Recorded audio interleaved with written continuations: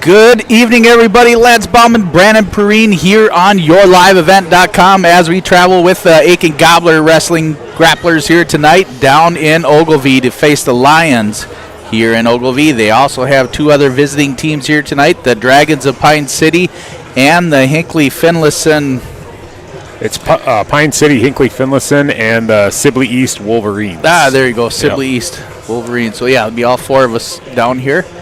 And pretty excited. The Gobblers had an active night Tuesday night. They ended up losing to Cloquet 30-42 here on Your Live Event, but they did top Mora 42-26. Last night, the Gobblers were also in action over in Pillager. Brandon, we got the highlights of that match. Yeah, Aitkin went 1-2 on the night in Pillager. Pretty close matches. Aitkin lost to Wadena Deer Creek, who was probably the best team there, 45-26. And then got in the win column against Pillager, 37-33. And then they lost a tight duel against Ottertail Central, 37-32. Nice. Couple good tight duels. Again, the Gobblers almost have a complete full team here. I wish we were a little bit deep where we could have a couple extras, but nonetheless, the Gobblers for this 25-26 season have really filled their squad with a lot of new young kids coming out and really being a big part of the team, actually filling in spots and actively getting better. Only senior that we have is Andrew Hudderlick, and along with Weston Killinan, not a senior, but both of them have a 15-2 record, so they are 15-6 records. Both having a very good, successful years as leading the Gobblers here, also along with Garrett Trotter is also having an awesome year too as the other captain, and really fun to see them in their leadership roles over these young kids and doing very well. Another highlight, we won't have a whole lot of girls wrestling tonight. They don't have enough girls here between all these schools to face our Aitkin Gobbler gals, but with that said, Sophie Crane makes it up under the guillotine here. Yeah, Sophie Crane cracked the rankings at the guillotine, ranked number 9 in the state at 100 pounds. I think she's been wrestling at 106. Oh, no, I'm sorry. She was wrestling. She did one tournament at 106. She's been wrestling at 100, the rest of them. So pretty exciting stuff for Sophie. And that was one of the highlights of the duel, or the triangular in Cloquet on Tuesday night. Sophie faced off against Hannah Berg, the number 5, I believe, ranked girl in the state at that weight class, and Sophie went toe-to-toe with her.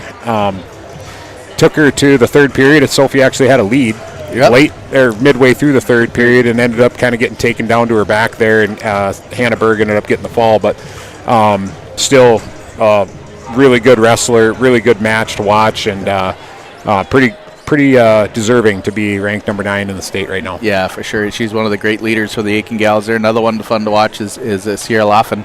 And she had an awesome match, too, losing 1-3 as she was leading, too, all the way into the mid of the third period, too, 1-0. I can't remember the gal she was wrestling. But Bridget Bankers, yep. Yes. And she Bridget is a phenomenal wrestler, too. But to watch Sierra go and aggressively take her on, I think it will be no time before she's recognized at the state level, too, as far as how tough she is. And then, obviously, the other 4 or 5 gals that the Gobblers have out, too, are just phenomenal. And it's fun to watch them come out and show their grit and their passion for this sport as their first-year wrestlers. But it's just awesome to see them and doing as well as they are.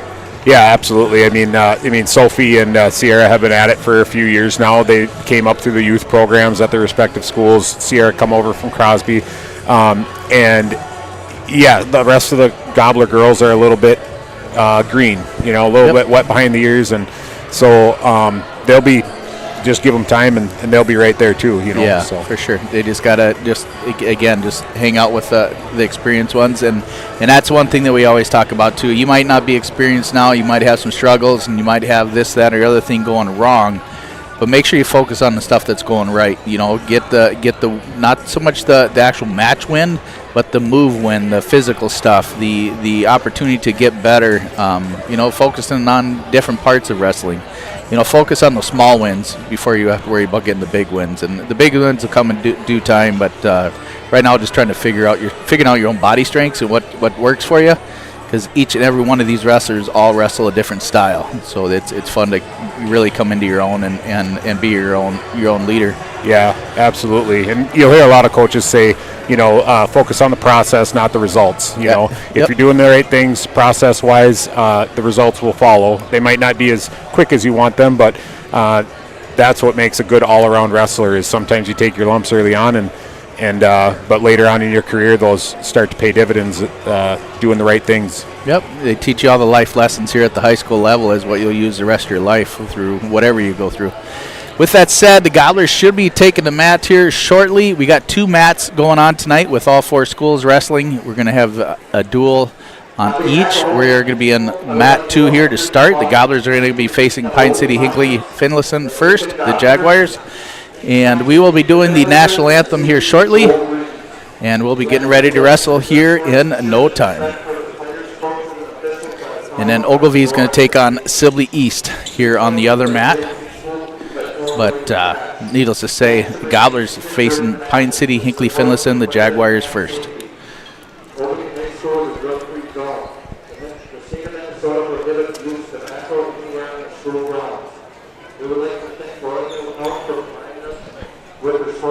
We want to make sure we say thank you to all our great 2025 banquet sponsors. You'll hear their names throughout the night here tonight, but we're going to be starting off with the 40 Club, Aitkin Body Shop, Aitkin Family Chiropractic, American Family Insurance, ASAP Towing, A&S Windows, Bauman Enterprises, Bear Truth Ace Hardware, Bill's Sportsman Service, Pluswood Distributors, Boyd Electric, Brightside Electric, Options Exteriors, Contractors Inc., Deerwood Bank, Dotzler Power Equipment, Double D's Custom Processing, Dutch's Electric, Everyday Builders, The Firm, Glen Storage, Glen Store, and we are going to do the national anthem.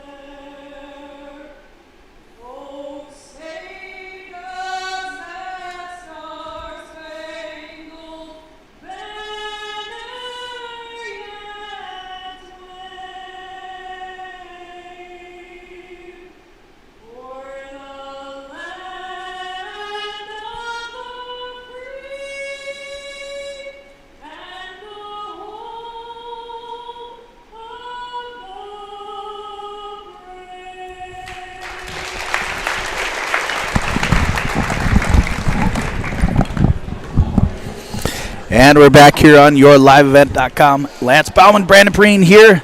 Going to give you some action here with the Aitkin Gobblers here as they face the Pine City Hinckley Finlayson Jaguars to start off the night. Getting back to some of our banquet sponsors also in the support companies of the Aitkin Gobbler Wrestling. Back to Gravel Plumbing and Heating, Haskamp Brothers Well Drilling, Hershey's Holiday Inn, Home Vig Excavating, Host Construction, Jansen with an S Painting, Jansen with a Z Auction Services, Jerry Hills Construction, Kayakokish Realty, Kern Excavating, Ladd Construction, Larson Plumbing and Heating, Lewis Insulation North, Liljequist Sewer and Excavating, Lewick Construction, McGregor Print Pros, McGuire Mechanical, Midwest Machinery, Mike Williams Realty, Mille Lacs Mobile RV, Moritz Excavating and Septic, Morris Properties, Pitt Happens, Price Construction, Raisley Oil, River Oaks Dental, S&R Reinforcing, S&S Sport Fishing Charters, Security State Bank, Security State Insurance, Steve-O's, Stifters Mowing and Landscaping, The Joint Timber Building Supply in Deerwood, Timber Lakes Septic Service, Tire Barn, TK Pools out of Otsego, and Trottersville Resort and RV Park. Those are our banquet sponsors. We also want to say a huge shout out and thank you to Cuyuna Fire Department, Palisade Fire Department, Peter Lowe and Ty Shadeen, and Tractor Supply. Brandon, here we go. Gobblers facing Dragons here to start us off for the night. Yep, looks like Aitkin won the flip there, so they'll be, I would assume, odds and get going here, and good night of wrestling. Adjust our sound a little bit there.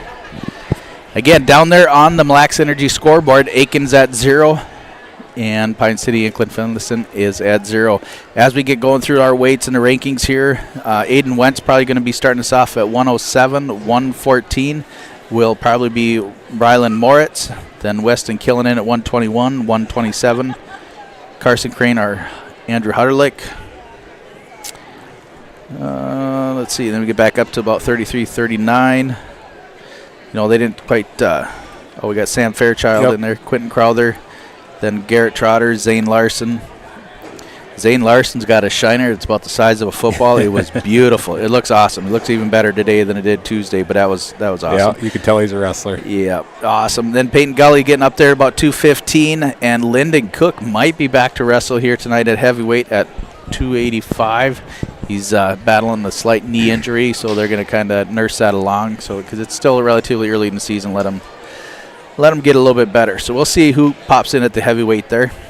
Yeah, and it's going to be a little interesting here. We'll see what all shakes out. I know Pine City, Hinkley Finlayson looks like they're a little bit, may have a couple holes in the lineup there. I see maybe 3 or 4 holes in their lineup. So depending on what they decide to show might dictate what we decide to show. I know Greg wants to get our guys as many matches as we can. So if that means maybe bringing up a JV guy to take a forfeit, then we might do that. Yep, kind of like what we did against Moore last Tuesday. Was we bumped Dutch Haskamp in to take a win for the Gobblers. Yep.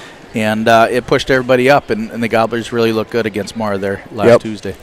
Yeah, so I think Ryland's probably going to be up around 121. Weston's bumping up at 127. It'll probably move Hutterlick up to 133. And then it'll kind of, I don't know what that means for Carson Crane or Carson Young. But yeah, so we'll just kind of see how that all shakes out. See how they go. Another one to really try to emphasize a little bit is that Rylan Morris too. He is pretty fun to watch too. He was ranked earlier in the season when he was still listed for Crosby, but now as an Aitkin wrestler, they're kind of reevaluating his rankings and stuff. But coming out very, very strong, 15-6 record. He has showed some nice placings in some of the tournaments so far this year. Yep. And he's a really fun young man to watch, and we got years with him to come. Yeah.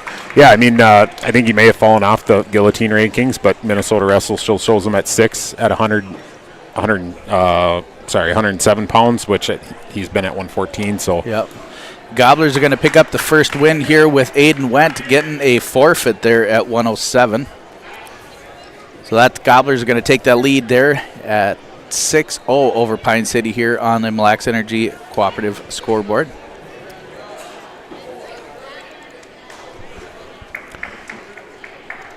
Yep, looks like Josh Lowell's coming out here, and Josh Lowell's also going to take a forfeit at 114.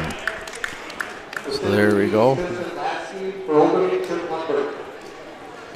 Gobblers up 12-0 here now with picking up those couple forfeits.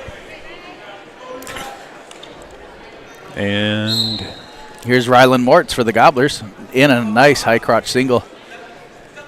I did not hear who he's wrestling. It's probably Levi Mead, 7th grader for Pine City. Right, kind of young there. Yep. Ryland throws in that power half, cranking in that one side, trying to get an exposure. Gobblers in their infamous black singlets with gray trim. Pine City in the green singlets with the dragon symbols in green. Yep, Rylan throwing those legs in there. Looks like he might be trying to get a turn, but Levi's got his ankle, and Levi's almost out here. So, minute 14 to go here in the first period. Rylan leads 3-1 now after that escape. Back in on a double, it swings to a single and gets another good takedown. 6-1 here with a minute to go in the first period. Yep. Ryland does a good job following there, busting him back down to the mat. Now he can go to work, gets his leg in. Looks like pulling a guillotine here. Picking up some near fall. 40 to go here in the first period. And there's a fall. Fall in a minute, 20 seconds for Ryland Moritz.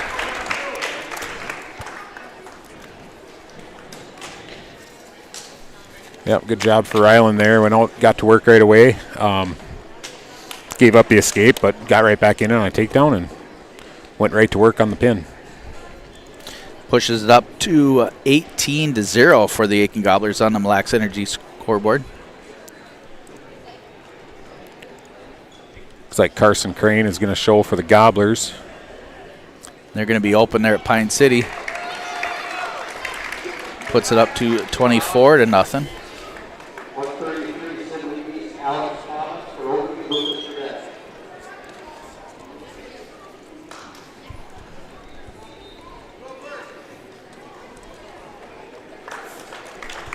And Weston Killen is going to pick up a forfeit also.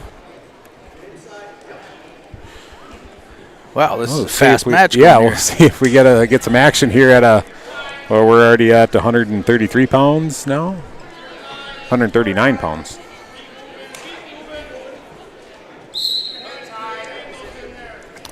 Andrew Huddlick for the Gobblers. And this is Matthew Mead for Pine City.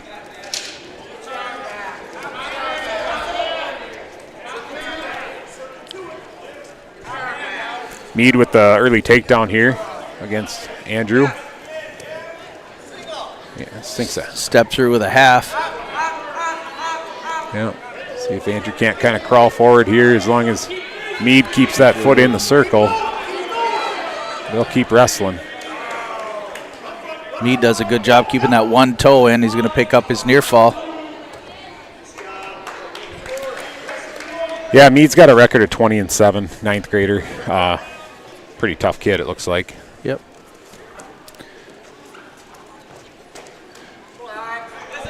Huddler try to keep that whizzer going. Mead's doing a good job working on that single. Yeah, minute to go here. He's leading 7-1. Elevate that single real nicely, put it on the shelf, and got the takedown.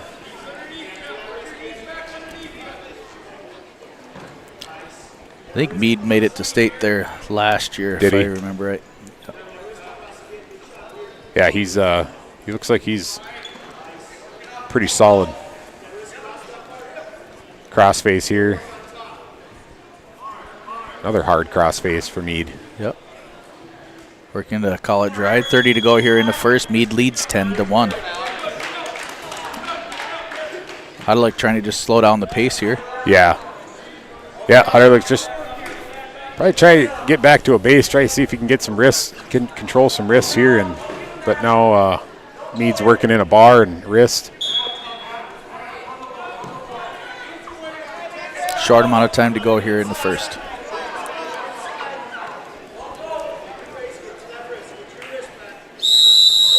Ooh. A hard chicken wing there. Yep, saved by the buzzer there. At 139 pounds here, Mead leading Hutterlick 10-1 here going into the second. And they're going to go neutral. Yeah, good sprawl there by Andrew. He'll try to keep his head in the right position, which he does actually real nicely there. Uses his head to defend that double leg attempt, but then kind of gets lengthened out there on his shot. Gets shucked there for another takedown. 13-1, minute 40 to go here in the second period.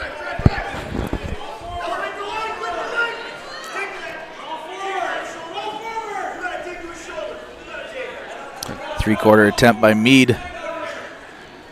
Hutterlick trying to fight it off there. Yeah, Mead's got a bar in now on that near side and a wrist. He had that earlier in the match here and exposed Hutterlick's back. Minute 13 to go here in the second. 13-1, Mead in charge there, really just dominating Hutterlick here. Yeah, pretty good defense on that armbar though. Mead was really running that hard on his feet. I mean, that took a lot out of Andrew to defend that, but now he's got two locked up. So this one's going to get tight. Yeah.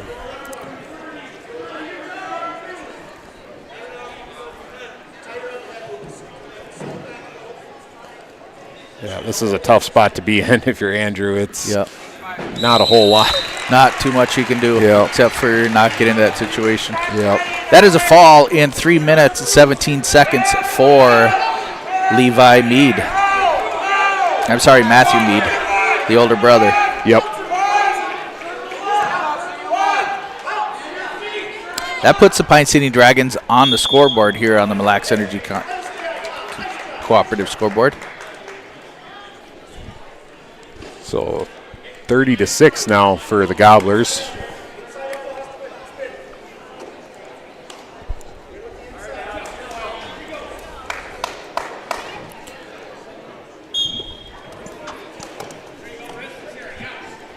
Looks like Sam Fairchild coming out for the Gobblers. And the sheets we got here are right to Mason Minke for the Dragons.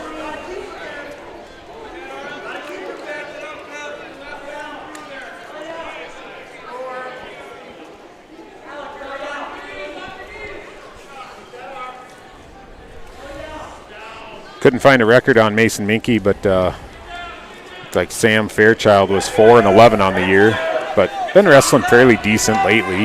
Yep. Gets taken down, trying to keep his shoulders up. We got a minute 20 to go here in the first period. As he get pancaked. Minke trying to lift that head of Fairchild.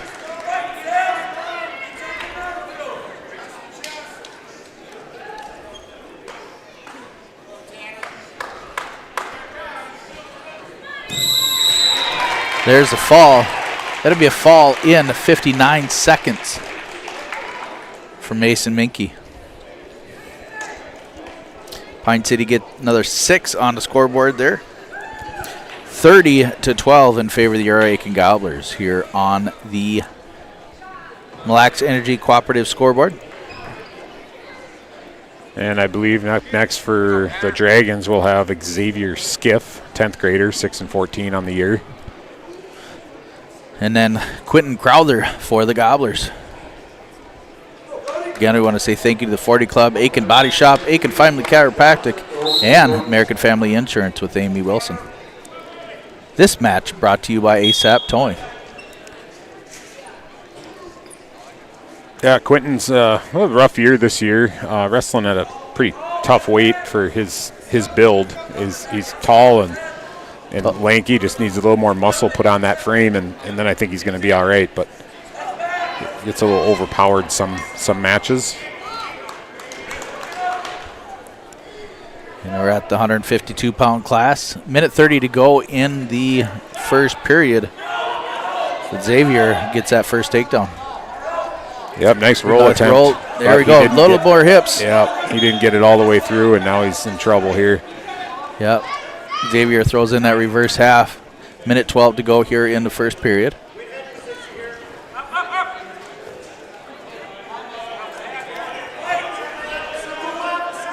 It's going to get pretty tight. Yeah, he's got it tight there. It looked pretty tough there for Quentin to get out of there. Try to fight a leg through, maybe chase those hips a little like that. There you go. There, nice job. Nice fight there, Quentin. 45 to go in the first period. He's going to give up 4 for the near fall, so it's 7-0 in favor of Xavier Skiff. Riding on top, Xavier tries to throw a hook in. Yep, trying a half on the left side. Trying to turn Quentin one more time here before the end of the period. And he's getting some swipes.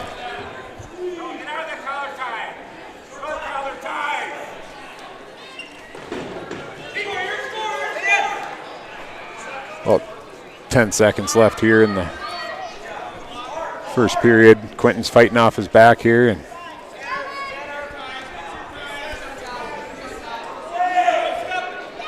gives up 4 more near fall here to Xavier Skiff. At the end of the first period here, it is 11-0. Xavier leads. It's going to be his choice. He's going to take the top position going into the second period.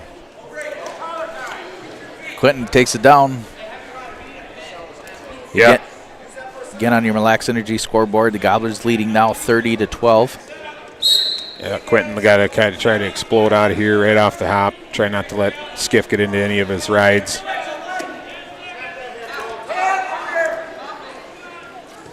Skiff throws a leg in, trying that far half again. So far nothing from the ref here, but on near fall.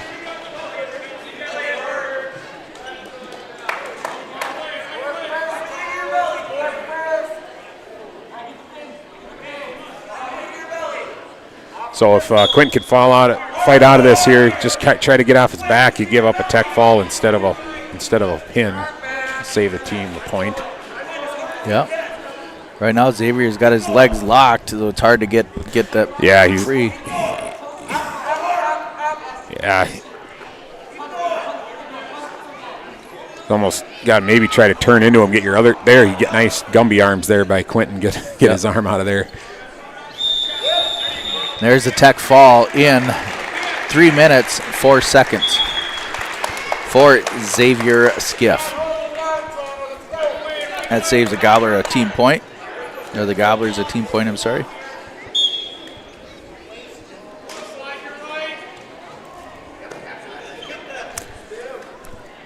So 30 to 17 now. This next match brought to you by A&S Windows. This is the 160-pound match between the Gobblers and the Dragons. The Garrett Trotter for the Gobblers. And I believe this is Asa Schwartzbauer. Yeah, Asa Schwartzbauer. Asa. Sweet, Asa, yep.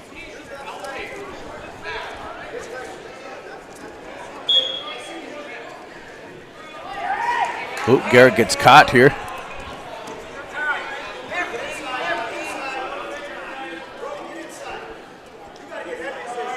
Asa throwing some hard muscle into this. Minute 30 to go here in the first period. Garrett's trying to keep that shoulder up.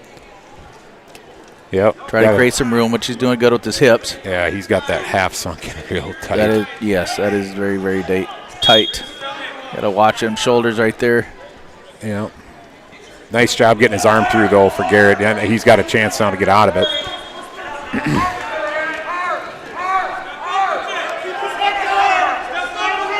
Only give up 3 near fall out of that, so that's not bad. And now Garrett can go to work on bottom, try to get out, score a point here before the end of the period. He's got about a minute left, just under. Huge crossface cradle attempt. Yeah, he's going to try to run the crucifix now, and Garrett's just coming up. Nice job. Gets out for 1. 42 to go here in the first period. It is 6-1. Trotter working on them underhooks and trying to get toss into Asa here, but Asa takes a tough upper hand. Yeah. With that overhook throw.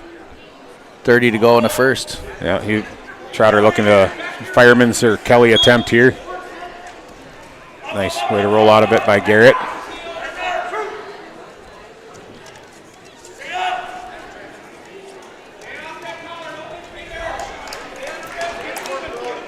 Another takedown by Schwartzbauer.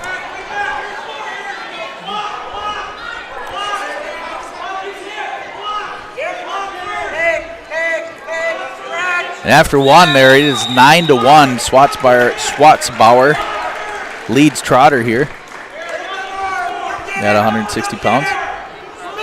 Going into the second, Garrett's going to go ahead and defer.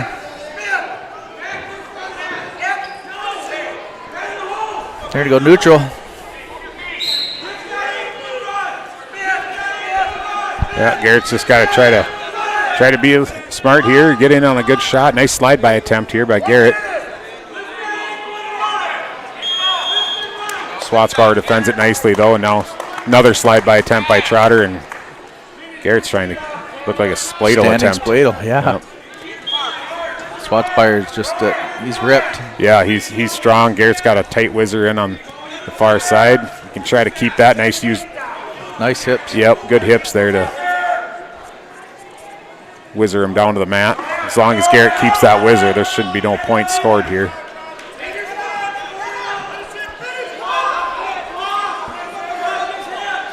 Schwartzbauer working on that mat position. Yeah. Off they go. Minute 9 to go here in the second period. Schwartzbauer still leads 9-1 over Trotter.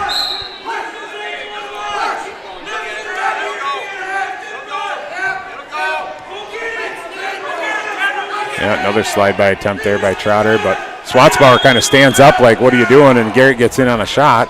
See if he can finish it here.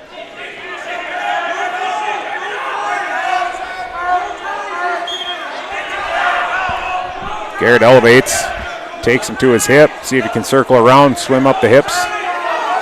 Swim up the hips there, and there, he got his head out. There you go. Got a takedown. 9-4.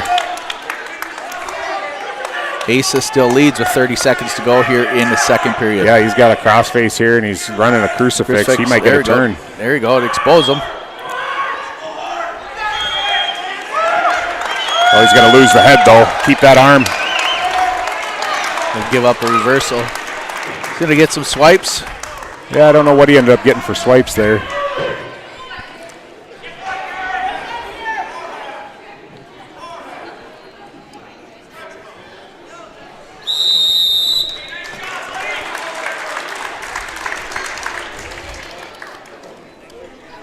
Coach Greg's going to go check the score. Yeah, I was going to say he should have got some swipes there, I thought. They didn't give him any. Oh, okay.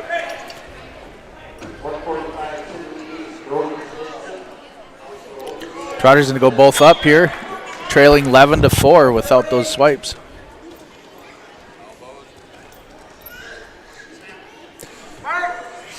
They're going to take a little bit of blood time here on YourLiveEvent.com. Again, the Gobblers facing the Pine City Hinckley Finlayson Dragons right here for the first duel of the night. The Gobblers will be facing Sibley East and Ogilvie later on. Over on the other mat, Ogilvie is facing Sibley East, and Ogilvie leads 17-9. Gobblers there on your Mille Lacs Energy Cooperative scoreboard lead 30-17. Yeah, it's going to be important here. Garrett's down by 7, so as much as Garrett wants to go out and open it up a little bit, throttle it up, he's got to be a little careful not to give up that bonus point here. For sure.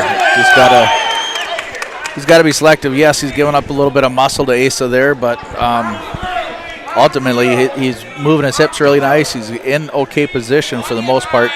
Just Asa's kind of overpowering him right now. Yeah, and I think it might have taken Garrett about a period to wake up there. He started wrestling a lot better in that second period, so we'll see if maybe he can try to get something going here in the third. Yeah, he's tearing on a little bit of the Trotter grit now. Yep. Long shot attempt there by Garrett, and that's... He gets caught. Yep. Minute 40 to go here in the third period. Trotter's going to keep fighting off his back here, trailing 14-4 now.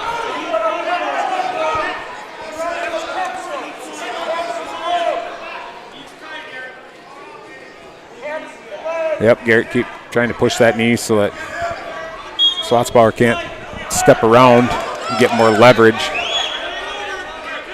Sinks in that half. Yep.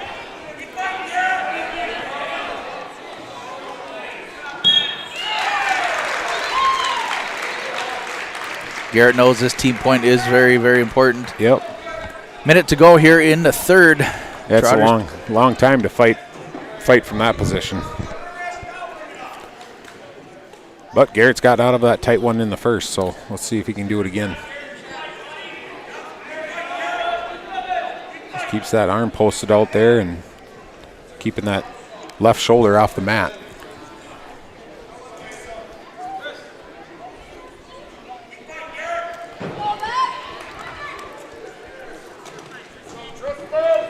So 30 seconds left here. I mean, even after this 4 near fall, if Garrett can, there's his job. So it's still only a 18-4 lead for Asa. 14-point lead, so still only a major decision for Asa.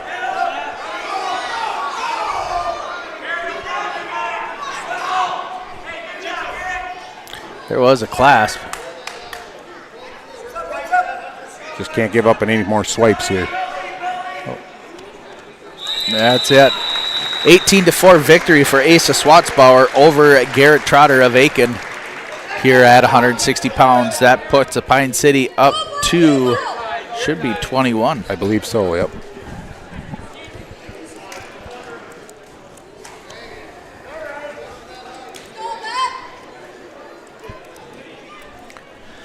Now we're moving up to 172 for the Gobblers.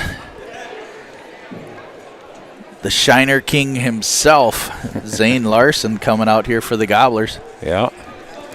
Wearing the mask. Yes, that mask is that's awesome. Yep. Yeah, I had to wear that once. I broke my nose and I had to wear the mask while it was healing up. Nice.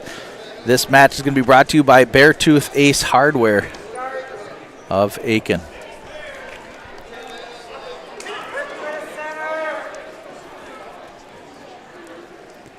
Yeah, both wrestlers just fighting for hand position here. Little drag attempt by Zane. Couldn't quite get to the leg. Oh, ankle pick. Yep.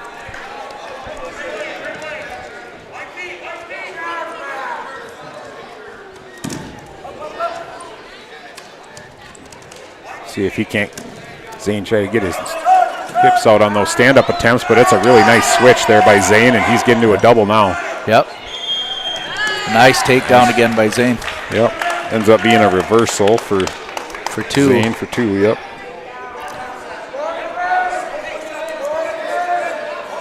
Zane's dad, an ex-Brainerd wrestler and an MMA fighter. Brock right on that side here. Nice cradle. Keeps it tight. Gets into the side there. 52 to go here in the first period.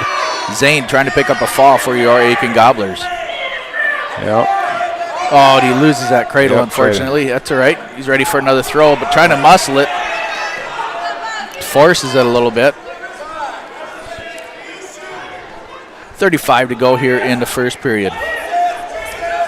Yeah, Zane just needs to try to settle this match down just a little bit here. Got a little hectic there on the edge of the mat. Now it's time to just slow down, go back to work. Zane leads 6-4 with 20 to go here in the first period.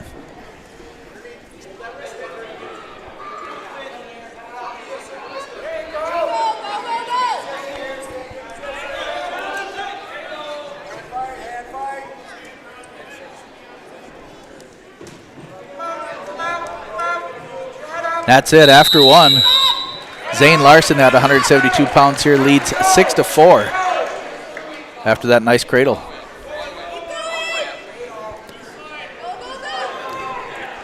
This is Ryder McKenzie for Pine City, like you said. He defers. Ryder, yep. Yep, he defers to Zane. Zane goes down.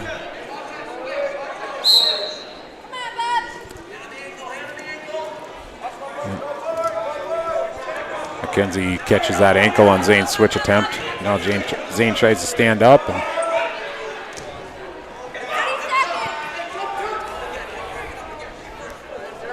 And just need to keep the motion going here on bottom for Zane. He's doing everything he needs to do. Yep. He just keeps working here. Now he's got McKenzie in a tough spot, kinda, but McKenzie muscles out of it.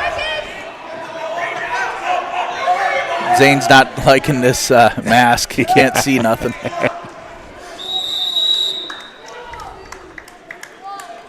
And he's going to probably give up a stalling call for, I suppose, getting rid of the headgear, but I don't know what you're supposed to do in that situation when it's covering up your face.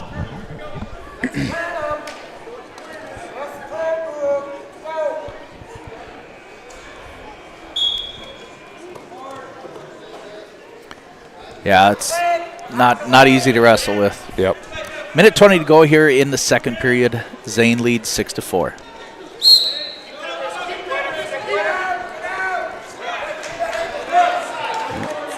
Crawl forward. Nice job crawling forward, back up to a base.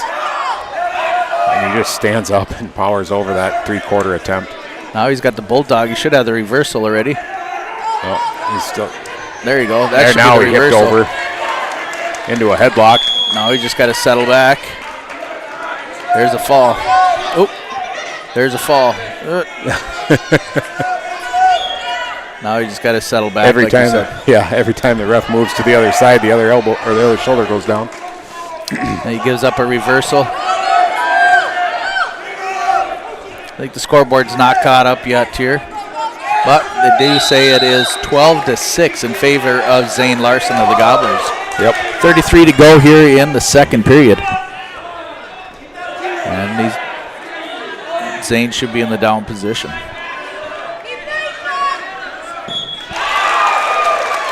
Optional start here for McKenzie. Tries to just rush him right off the bat. So that should be one. That should be.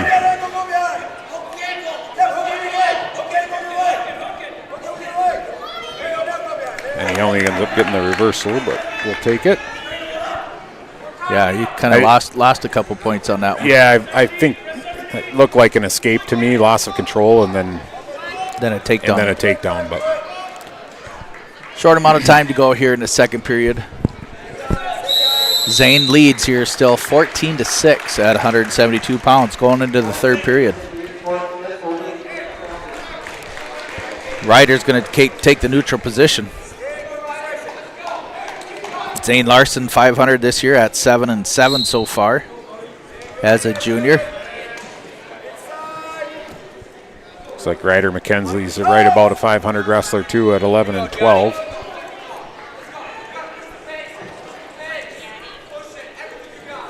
Ryder looks pretty tired right now. Looks like he's kind of gassed. See if Zane can go out, try to push the pace a little bit.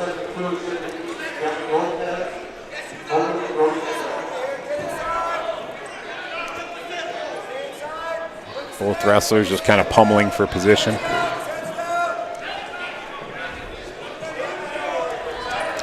Like I said before, this young man reminds me, one, of his dad for sure wrestling, but a little bit of that Noah Landers look. Yeah.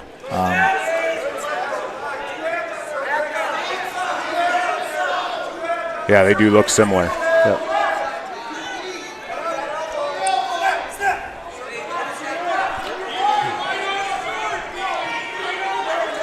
Nice little arm drag attempt there by Zane, but he didn't get his feet around.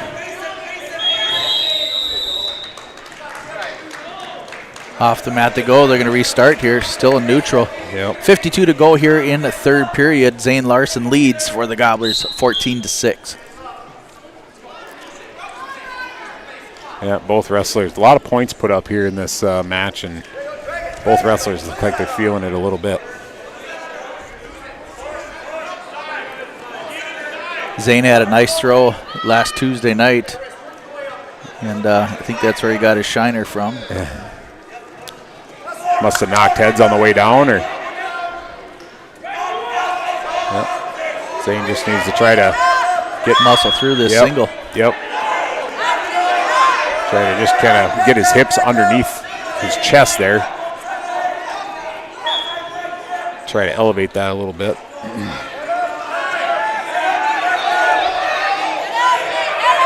Short time here, third period. Zane is good shape. That's it. That'll be a victory for Zane Larson here at 172 pounds. 14-6 final. Yep, should be the major decision. You can also always go to woodiesportzone.com to check out all Aitkin Gobbler athletics and updates with all the young kids in the Aitkin Gobbler area. Make sure you check out John Woodrow's woodiesportzone.com. Also links on Facebook. Here we're moving up to 189 pounds. The Gobblers now lead after that major decision, 34-21 on your Mille Lacs Energy Cooperative scoreboard.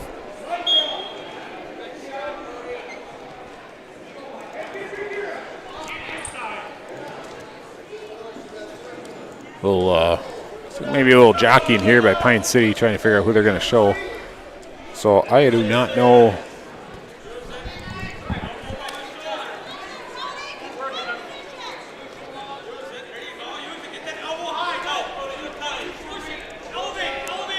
Oh, Aitkin's open here at 189.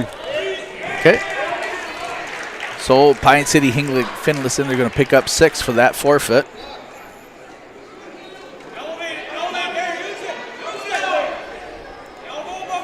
Brings it up to 27 for the Pine City Dragons. Now we're moving up to 215.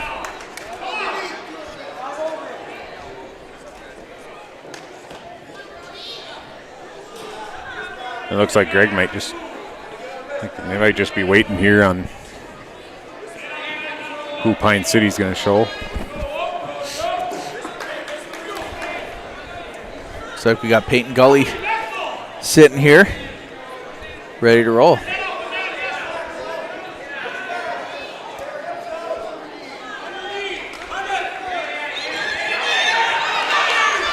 Looks like there might be a little confusion. Yep, okay, so they are going to send out Jackson Karras for Pine City. He's going to take a forfeit. Now Gully will bump up to 215, or I'm sorry, heavyweight. Yep. Jackson Karras there is a tough customer. He Aitkin's only state entrant last year. Jacob Williams, him and Jackson Karras faced off, and Jackson only lost to Jacob by 3 points. Oh, yeah. okay. So I mean, it was a tight match. So we're up at heavyweight here. Peyton Gully for the Gobblers. And this is this Gabe Staples or Andrew Strulo? Didn't say. Yeah, it must be one of those two.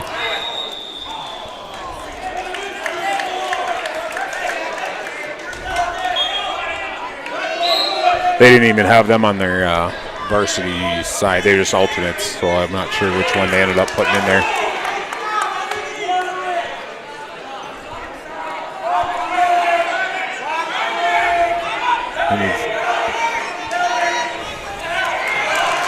Takedown for Pine City there. Brings to be a tight score here at 34 for your Gobblers, 33 for the Dragons. Comes down to this match. This is the heavyweight match here on YourLiveEvent.com between the Aitkin Gobblers and Pine City Dragons. Peyton Gully for the Gobblers in the down position here, trailing 3-0. Minute to go here in the first period. Fighting off a half attempt here, and needs to get his hips up, kind of get his knees under him. He's curling into a cradle here, which is not good. Fights off of it though. Try to see if he could pick those hands or get out of that, if he can kind of catch that head.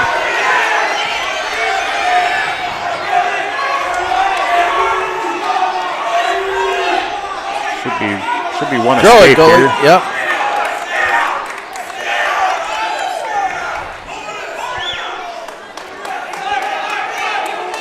Probably might be lucky we didn't get that escape.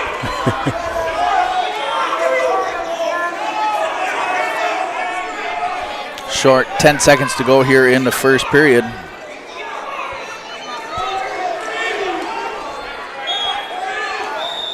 Off the mat to go. We got a second to go.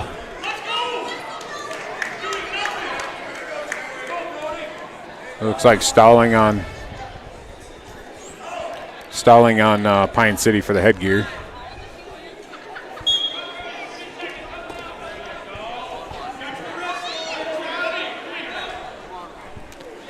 Just 1.3 left here in the first period. Yep, stalling for messing around with the headgear. Yeah. And I wonder, I'll have to look into that, if that's a new rule this year. If the headgear comes off during the match, then it may be a stalling call. I know too. Also, if you're tying your shoelaces. Yep. We saw that in more Cloquet. Yep, that'll be a warning for stalling also. Yep. Gully gets the choice going into the second period. He goes neutral, trailing 6-0 here at heavyweight.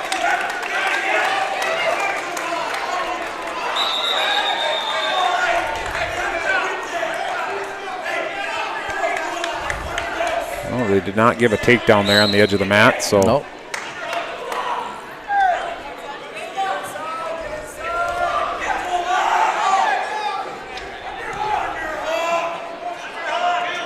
Like to see, kids messing with his headgear. That's a good time to take a shot. Gully got kind of victimized by that last over in Cloquet. Yep, there's a high crotch single. Yeah.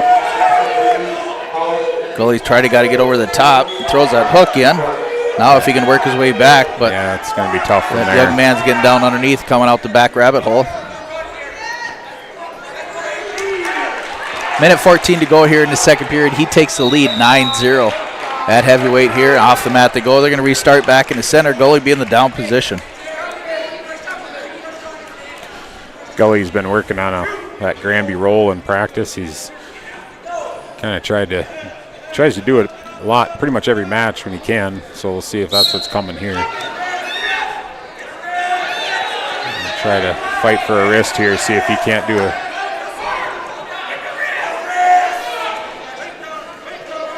Gets caught with a chin drop.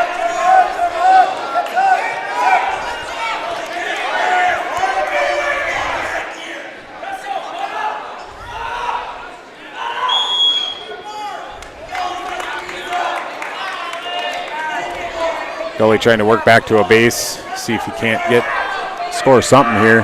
9-0, still trailing, 35 to go here in the second period. Gully trying to get up to his base.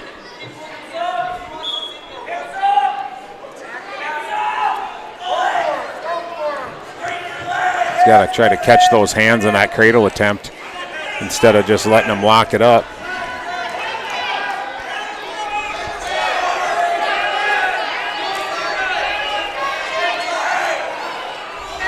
Short time here in the second period. Gully fights off his back. Pushes it up to 13-0 after that 4 swipes. There we're going into the third period again. Paint Gully trails 13-0.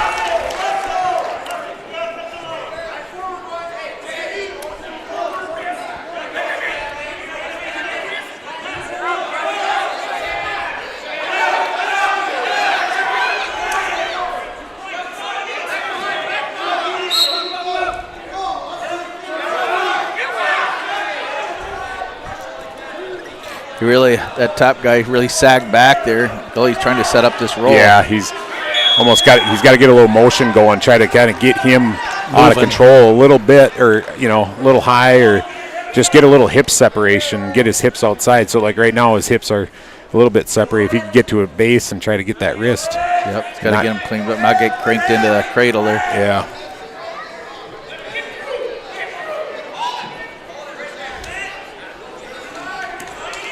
That'll be it. That'll be it. That'll be a 16-0 victory. Peyton a little bit frustrated, but the Gobblers are going to end up falling here to Pine City Hinckley Finlayson 38-34.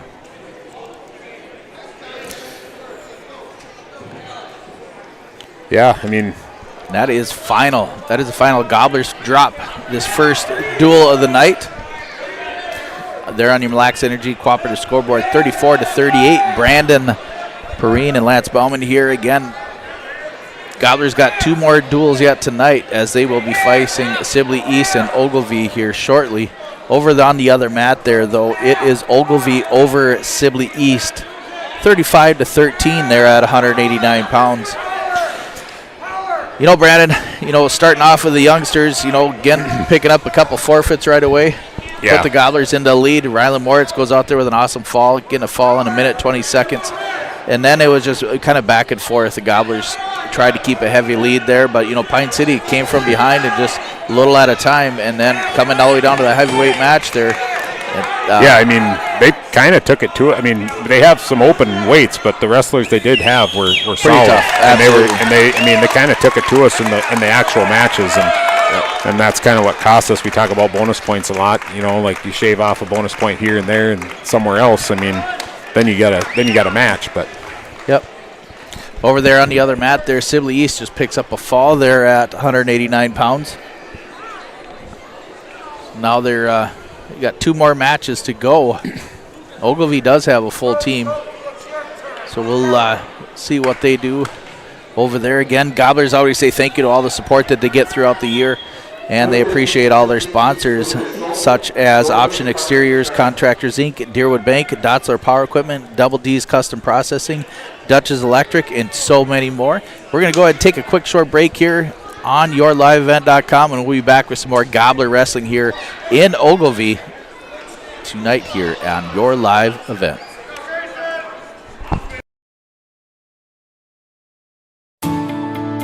At Enbridge, we believe sustainability is the foundation of our success. How well we perform as a steward of our environment, a safe operator of essential energy infrastructure, a good neighbor, and a diverse employer defines our success.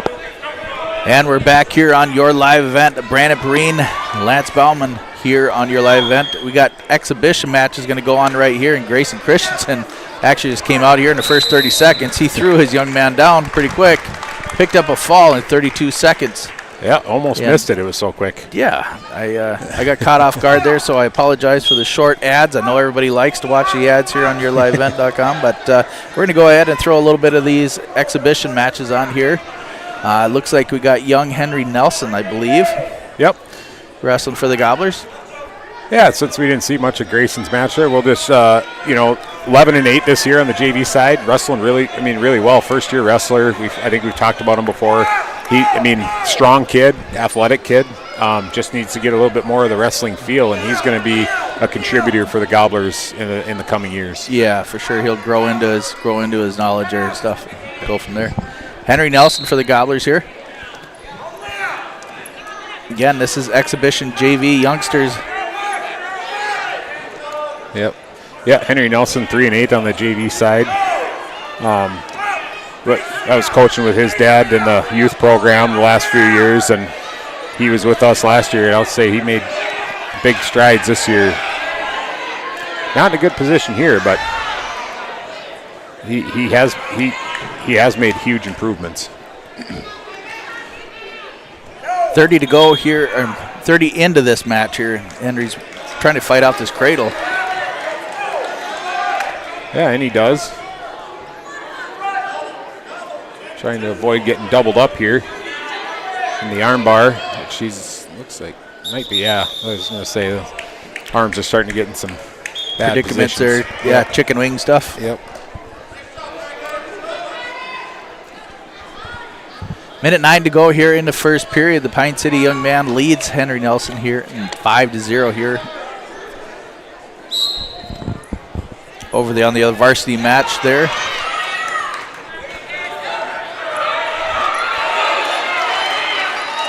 The Ogilvie Lions lead Sibley East 35-19. It looks like it might be going up 41-19 now after that fall. 215-pounder picks up a fall. Now we're going into the heavyweight.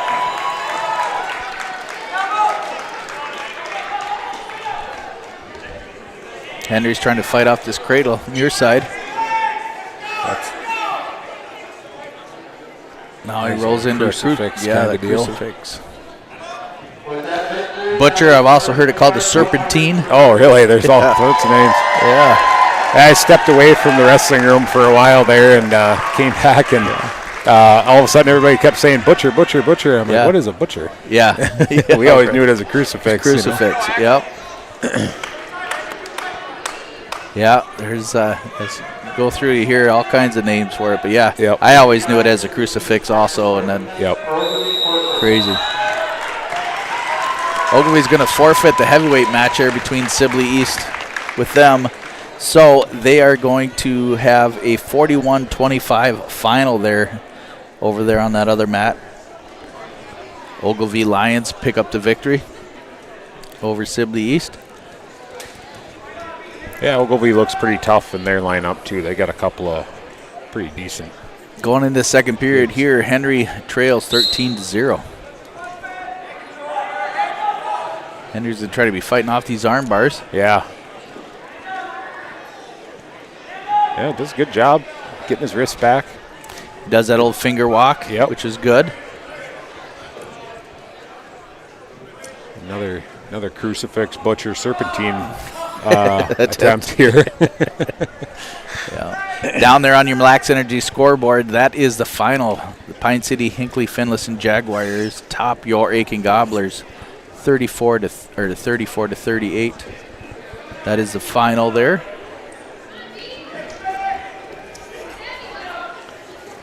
And right now we're watching some exhibition wrestling here going on. We'll try to get a couple more matches in for these youngsters before the Gobblers jump onto the other mat there.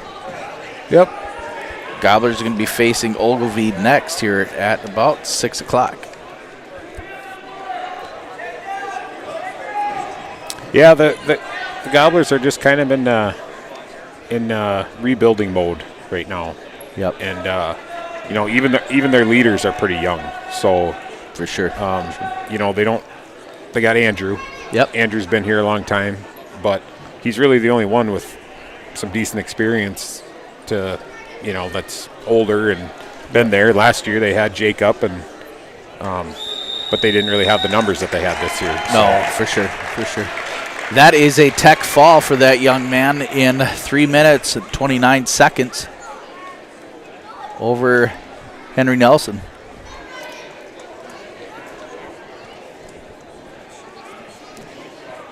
Looks like it'll be Dutch Haskamp. Oh, no, this is not Dutch Haskamp. This is it Josh Thole or no? No, it's Nick. I got to look at my sheet here. Sorry about that. I think that this is Wyatt Morris, I believe. Wyatt Morris. Okay.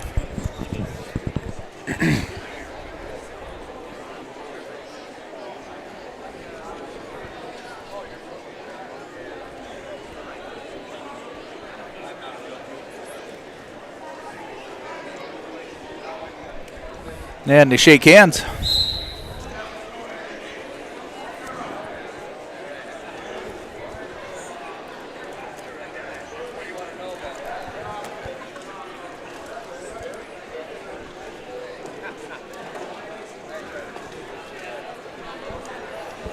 Wyatt Morris 3-3 on the year for JV.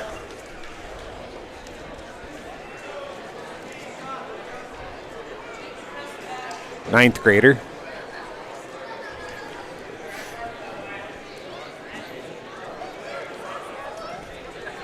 And you just work inside position, and both wrestlers break, and Wyatt goes back, changing levels, couple shot fakes.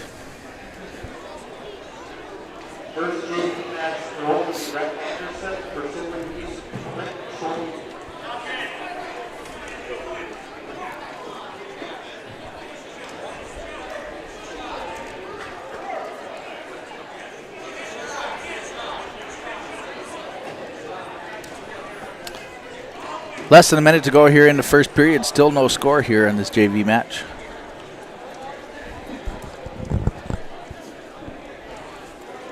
Oh, there's a shot. Yeah. Now you just got to finish follow it. through. Try to just catch that elbow for the Fireman's. Fireman's. He's got to try to knee slide underneath here, try to get his knees. There, he brings him to his hip. That's good. Just got to pop his head out. And he'll get the 3. Yep. There, he got it. 10 to go here in the first period. Morris picks up the first 3 of the match.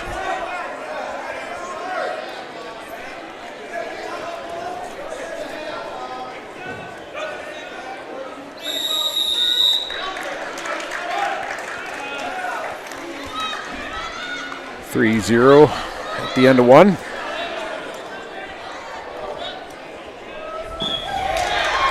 Pine City young man takes a down position going into the second.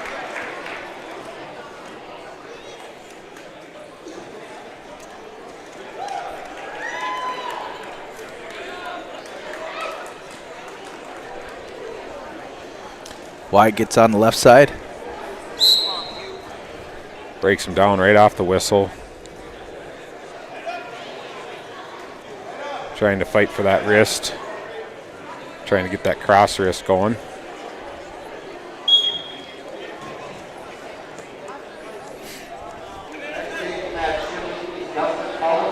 Pretty good pressure by Wyatt going forward here. Just kind of heavy forward pressure on his toes.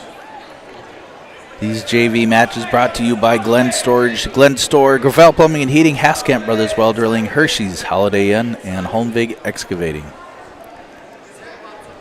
Along with Host Construction, Jansen Painting, Jansen Auction Services, and Jerry Hills Construction. Minute 16 to go here in the second period. Wyatt Morris still leads 3-0. Cranks into that 3/4 Nelson, trying to walk it up. Throws in that shoulder. Yeah, he did get him over. It's pretty. There it is. Nice fall. There you go. Way to go, young man. Yep, that's good. Good job there by Wyatt. 3-minute, 4-second fall for Wyatt Morris.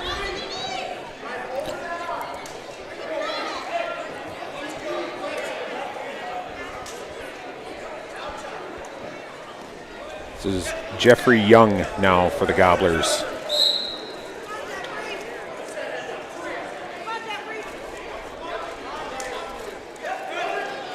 Jeffrey's been in the program for a while now.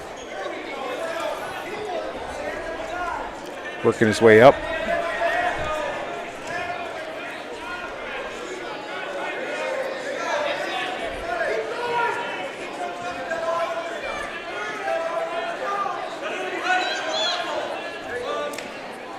Good double leg attempt there by Jeffrey Young. Hits the takedown and reverse half. Just kind of got to settle back into that headlock. Yep. Minute 20 to go here in the first.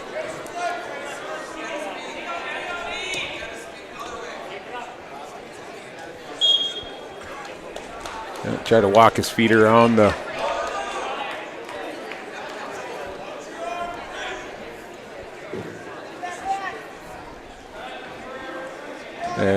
Just try to keep walking his feet towards his head and look at his.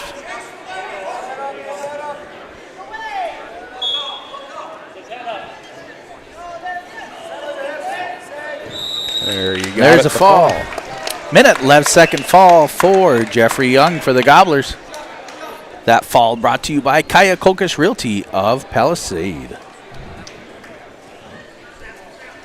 Yeah, we're pretty fortunate to have so many amazing sponsors in the Aitkin area that support our wrestling program, and we put on a big banquet every year, and we wouldn't be able to do it without those sponsors. And that banquet is a huge fundraiser for us. For sure. It's amazing. It's a great time. Do it in the fall every October. Yeah. So it's if you're looking for tickets this fall, we'll be selling them. But all those sponsors that are listed off every night, those sponsors make it possible, and we're very fortunate to have them. For sure. I love calling the turkey bingo too, because I always like to call the numbers there out of the bingo machine and give away all those 30 turkeys that we give away every year that night too. It's pretty awesome. Yeah. But, my wife said she will never be in the front table right in front of me because I have nothing else to talk about but let her embarrass me out there on the stage. But it is fun. It is definitely an awesome night. We have roughly just under 300 people that show up for the night. And it is just an awesome evening, and we appreciate each and every one of them that show up to help support Aitkin Gobbler Wrestling. Obviously, the schools can't do it by themselves. They can't support all these kids and can't support all the extra athletics that they do. So all the booster clubs and everybody that supports or buys pizzas, so on and so forth, or lets the Gobbler wrestlers put in their docks, we appreciate all of them. But the biggest thing and the funnest night and the easiest money maker or money raiser that we have is that night. And a lot of it would not be possible without all those sponsors that we have. We have roughly 65 of those sponsors that really put a lot of time and effort into this Aitkin Gobbler Wrestling team, and we appreciate them. Yeah, and I mean it's evolved over the years, right? I think it got started 4 years ago. I think that was our fourth year doing it. Yeah, and we kind of piggybacked off of a couple other organizations in the area that do just a single fundraiser night. A lot of it either the Rough Grouse Society or Deer Hunters and all that other stuff, but there's also a couple other wrestling teams in the area like Piers that they do fundraiser nights like this, and it's a much easier economical way to just do one night.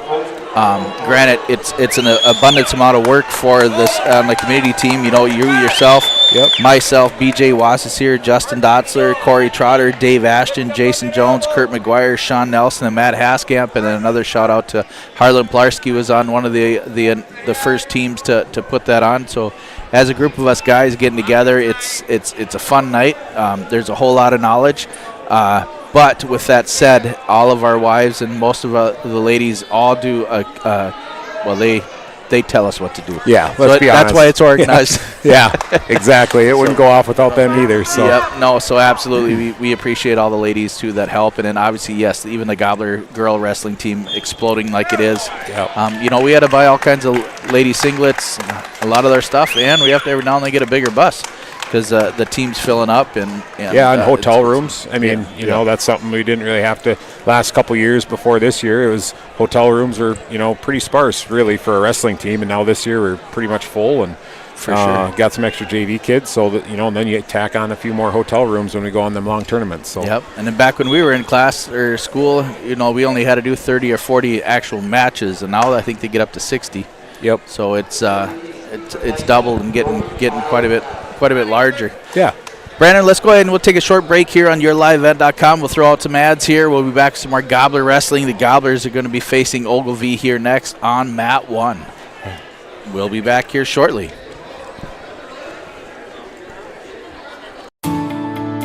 At Enbridge, we believe sustainability is the foundation of our success. How well we perform as a steward of our environment, a safe operator of essential energy infrastructure, a good neighbor, and a diverse employer defines our success. Learn more about Enbridge's environmental, social, and governance commitments and our Indigenous Reconciliation Plan at enbridge.com.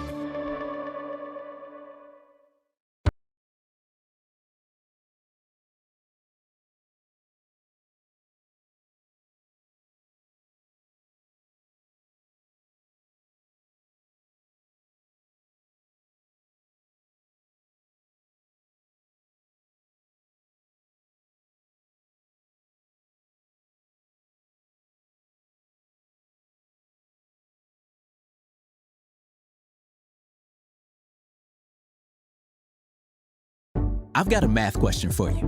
When you add tolerance, subtract prejudice, and multiply efforts to treat one another with respect, what do you get? Less division. And school sports have it down to a science. Looking for an example of what can happen when we realize there's more that unites us than divides us? Look no further than high school sports in Minnesota. This message presented by the Minnesota State High School League and the Minnesota Interscholastic Activities Administrators Association. For trusted news, weather, and sports from your community, look to R&J Broadcasting Incorporated, KRJB, KRJM, and KKCQ Radio, and rjbroadcasting.com. Hear local voices from local radio with news and information from the area. Your information stations, KRJB, KRJM, and KKCQ Radio, and rjbroadcasting.com. Local voices from local radio. Stay up to date all year long with your live event from our social platforms with X, Facebook, and YouTube. From the latest coaches show to watch game broadcasts back on demand from earlier in the season. Search your live event on YouTube and hit subscribe. Outside the three-point arc. Pick and pop here with Spaeth into the left side corner. Three, good! For the complete and most up-to-date schedule throughout the year, head to our website at yourliveevent.com. Welcome to Aitkin Schools. Our mission here at Aitkin Public Schools is to empower our students to be lifelong learners and citizens by maximizing community, staff, and parent involvement, all while learning in a safe environment. Our students take pride in being gobblers and are supplied with the facilities and tools necessary to achieve our goals of student success. For more information, visit home.isd1.org. We are ISD1. Go Gobblers!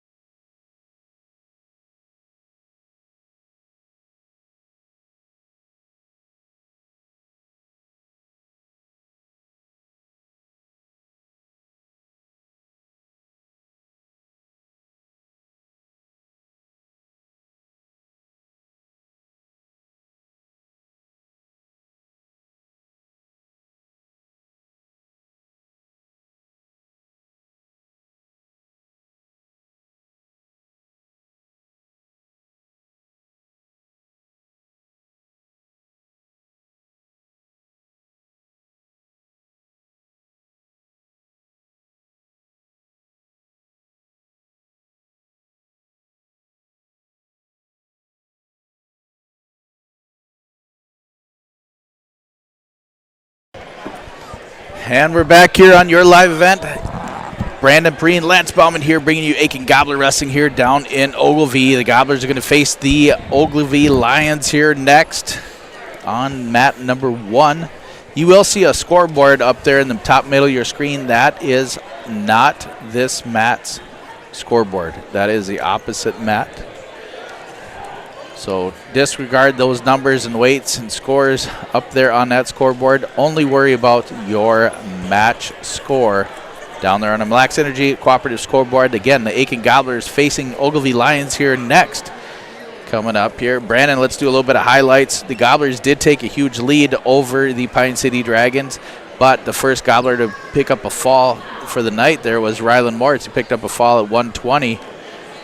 Yep. And really took a lead. Again, we had a handful of more forfeits after that, but then after Andrew Huddleick kind of giving up a fall to that tough Matthew Mead, that the Gobblers struggled a little bit and then went back and forth, and then in heavyweight there, that's where it came down to. And that's where Peyton Gully ended up getting pinned and losing by 38-34 for the final. Yeah, I mean, after all those forfeits, I think Weston Killinan took the last forfeit. I think Aitkin only won one other match for the rest of the way. So, I mean, it was pretty tough sledding for the Gobblers there. Yeah, Zane Larson picking up that major decision. That was that other match there, and did pretty good with a shiner. Yeah. It would have been nice to have him get a fall, but that's all right. Yeah, I mean, he wrestled pretty well, wrestled tough. He did have him I think he had him exposed a couple times on his back, but couldn't quite get it done. But, hey, we'll take the win anyway. And just a shame we fell short just a little bit, just 4 points short there. But looks like we're going to move in here. Gobblers are getting ready to do the flip at mat 1. And Ogilvie, they look fairly tough. They looked fairly tough against over Sibley East there. That was 51 to something. Yeah, I did not see the final score there. Can't remember what the final was. Yeah, I mean, they've got a couple ranked wrestlers. Brody Smith is ranked number 9 in the state, and another Brody, Magard, is number 7 in the state. So Brody Smith is at 145 pounds, and Brody Magard is at 172 pounds. So, yeah, we'll see how things go. Owen Burkaker is also a pretty good wrestler. He had a brother last year, I think, that made it down to the state tournament. I remember watching him down there. I started with a D. I couldn't remember his first name, but Burkaker. Yep. Yeah. But yeah, so I mean, they're going to have some tough scrappers out there for Ogilvie, and Aitkin's got to be ready. We got to come out and be ready for a fight. Yeah, absolutely. This match we brought to you by Kern Excavating, Ladd Construction, Larson Plumbing and Heating, and Lewis Insulation North, Liljequist Sewer and Excavating, and Lewick Construction, along with many others, which I'll do some mentions throughout the rest of the night. Again, those are some of our sponsors for the Turkey Bingo night. It's usually right towards the end of October. We give out a bunch of turkeys and all kinds of cool prizes and donated items.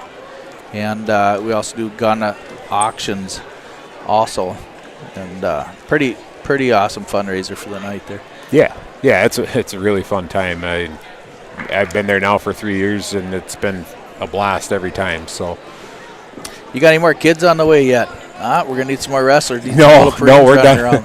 We're done. We got enough already. We got 4 in the house, and 3 are wrestling, and 1's managing. So awesome. We're good. We're good there. Well, I got grandkids coming up. So okay.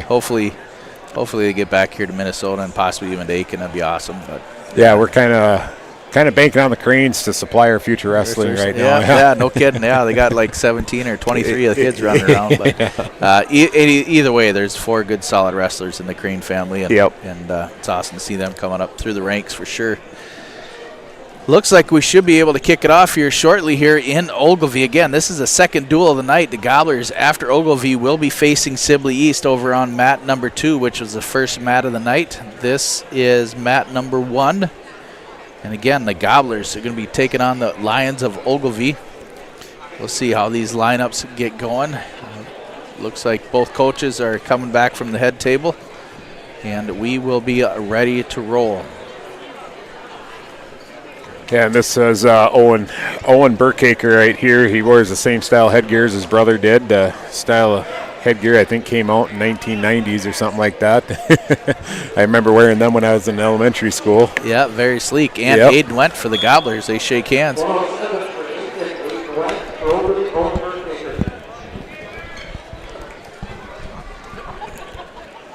And they tie up ear to ear here. Yeah, this is going to be one of those matches for Aiden to, just wrestle Owen as tough as you can. I think Owen took third at Mora last weekend. So just wrestle smart here and try to, like we talk about every time, limit bonus points. Owen in on a single, but nice hips by Aiden Wendt. Aiden Wendt sinks in a crossface and got that near ankle picked. He's just trying to chase the hips.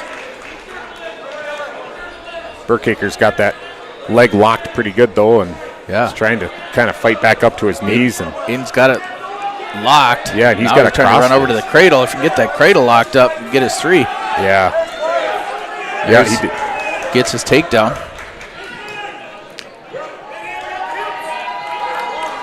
Now he's going to lose that.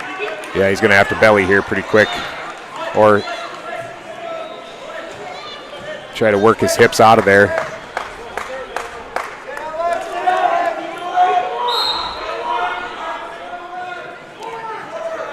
And he's going to give up the reversal after that hooked leg. Burkaker gets it. Aiden still leads 3-2 here. 21 seconds to go here in the first period. Yeah, Burkaker's got that near side cradle locked up now, so Aiden's trying to pull that leg into him and get some defense going. Yep. Burkaker does get him turned. Try not to get pinned here. With 3.7 seconds left. Yep. Aiden's going to be a little frustrated. Yeah, Aiden came out and wrestled, pretty well most of that first period. Got the first takedown and just got a little bit out of position, and Burkaker made him pay for it.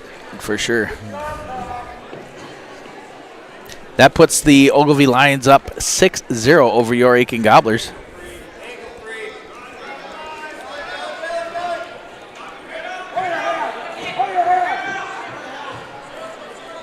They're on your Mille Lacs Energy Cooperative scoreboard.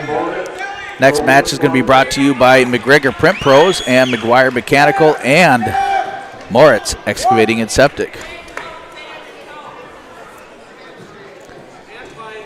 Well, I think we're going to throw Dutch Haskamp in here at 1:14. Yeah, Ryland just took a forfeit at, actually, I think. That's 21? Yeah, that was 21.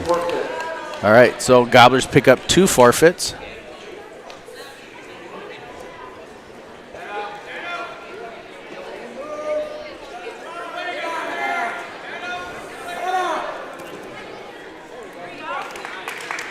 Gobblers up 12-6 now. Looks like Weston Killinan coming up next for the Gobblers.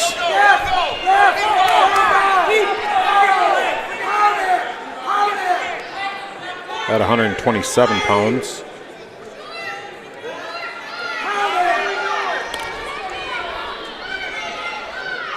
Rylan Moritz could probably be our Enbridge Energy wrestler that first night. He picked the first match of the night. Picking up a fall in 1 minute 20 seconds. Weston Killinan coming out for the Gobblers.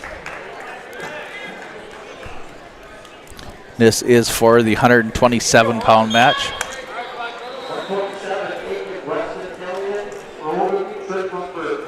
Trip Lumberg for the Ogilvie Lions. Killinan with that first takedown right away.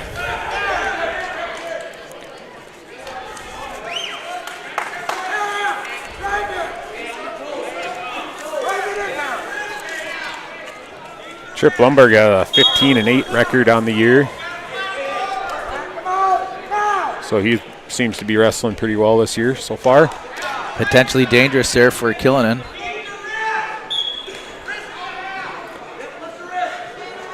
Trip tries a switch right off the whistle, but Weston catches him. Killinan, a very solid technical wrestler for the Gobblers. Just awesome to see him coming up through the ranks. Yeah, he he puts in a lot of time, that's for sure. He's constantly over at takedown over in Brainerd, working with Killen loses his hips, gives up that reversal.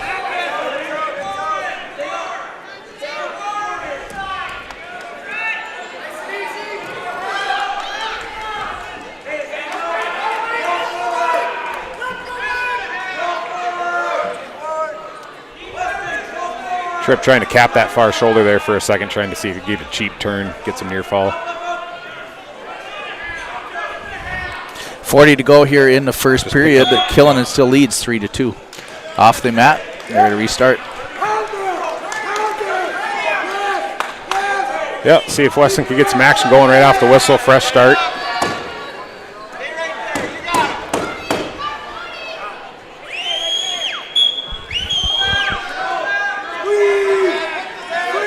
Yeah, Weston sit out switch attempt, but didn't clear that far arm, so Tripp Lundberg caught him. There, Weston's got a little single. He could roll out of bounds. Tripp had the near side cradle locked up, and Weston was trying to just take him to his hip, and they ended up rolling out. 16 to go here in the first period at 127 pounds. Killen in the down position leads 3-2. Got the initial takedown, and they gave up a reversal to Lundberg.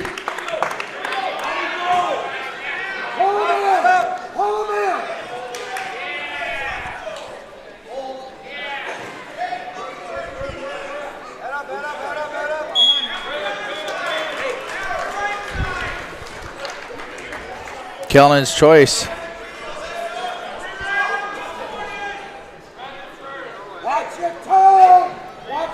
Lundberg is going to take the down position, trailing 2-3 to Killen. Killen blocks the right side here. Throws in that deep waist. Throws in that bar. Deep waist and bar. I was going to try to block it and try to get him to turn. Yeah, he's got that other arm blocked, so Tripp can't get out there. No, he's got a. He almost looked like he could have, if he kept working around the head, he might have had him turned over. Yep. Killen trying to block that. He's going to lose the bar and come back over to the left side.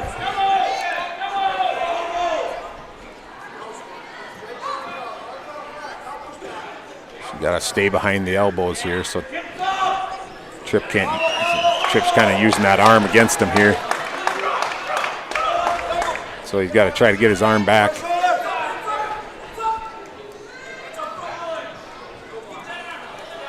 Good ride, though. Pretty good ride by Weston. He's staying low on the hips.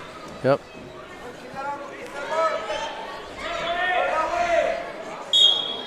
There's going to be a potentially dangerous on the shoulder. They're going to restart there. Lundberg's still in the down position. Killen up 3-2 still. 58 seconds to go here in the second period. Another switch attempt by Tripp, and Weston catches it and bars it again.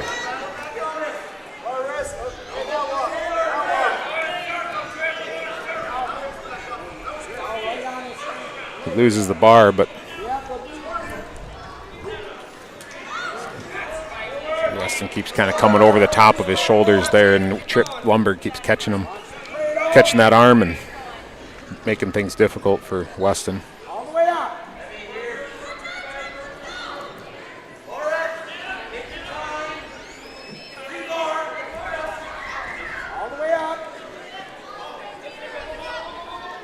Killen has that barred up. He's trying to get it in the right position, but Lundberg just has enough leverage that he's able to stay out of it. Yep, and now he's kind of got it. He had that wrist.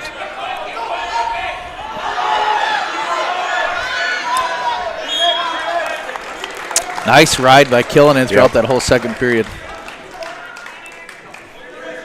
Killen's going to go neutral in the third here, leading 3-2. Actually, he's going to get trumped. He's going to be down in the down position. Coach says you're going to take the down position, move your hips, try to score.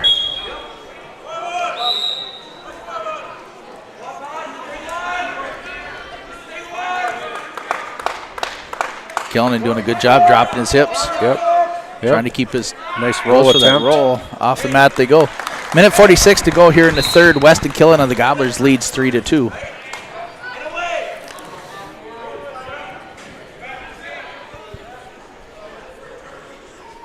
Just got to be smart wrestling here for Weston. Got to just try not to get turned, because Tripp's the only choice on top is to turn him, or he's got to cut him loose to try to get a takedown. Yep.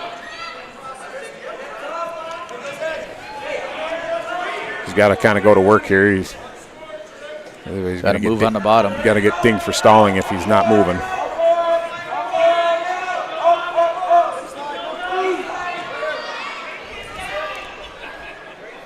Only trying to work on that hand control.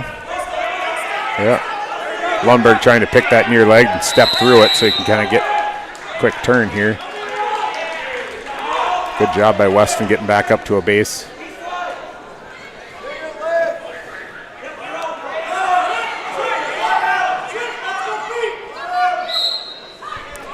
Now they're going to cut him. Yeah, I was going to say, just under a minute left, you're going to have to cut him loose. So it'll be 4-2 Weston. Weston goes for that throw. Going to scramble. Going to get taken down right off the edge of the mat. Now it's 5-4, 33 seconds to go here in the third period. Weston's kind of got his headgear stuck on his head and trying to get readjusted. Still in decent shape, Weston. Go to work right off the whistle, get the hips moving, try to get an escape, at least tie it up.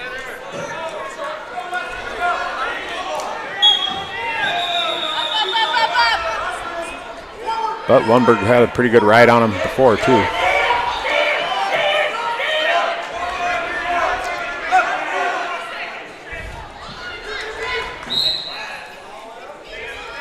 Good job circling back in the mat there for Weston, so he's almost out. He's got to stand up. Yeah, he's got to come up. And he looks like he's almost out. He just needs to kind of clear that hip. Yep.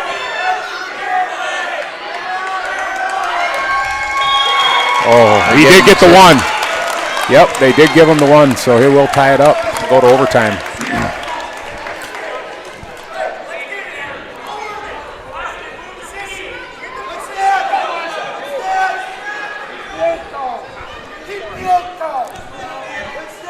Should be, 1 minute on the overtime period. So sudden victory here. First takedown wins it. Weston throws in that whizzer. Yep. Try to keep the hips up. Oh, he did. There's three right there. That should be three.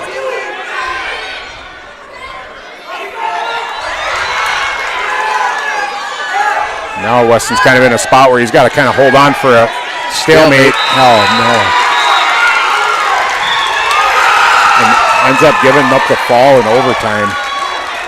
That's a tough one for the Gobblers.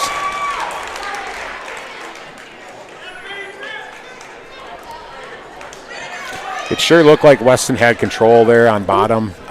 He had Lundberg's hips to the mat. Weston was behind him, but didn't see it that way, so on we go.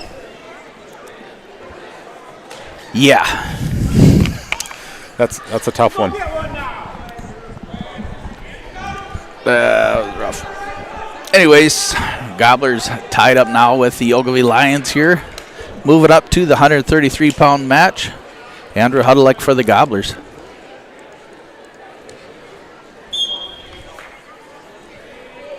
Nice match by Weston, though. It was a good match. Good match by both wrestlers, actually. They both wrestled really well. Pretty evenly matched.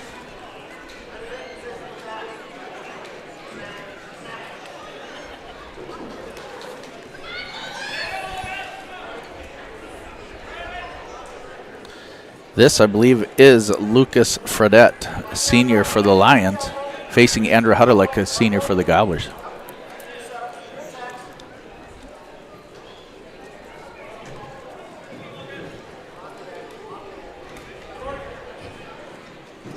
Again, there on your Mille Lacs Energy Cooperative scoreboard, Gobblers 12, Lions 12. Single leg attempt into a double by Fredette.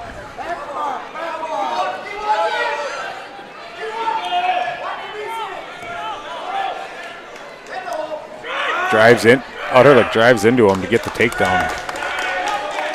Nice little scramble there. Utterlick leads 3-0. 52 to go here in the first period.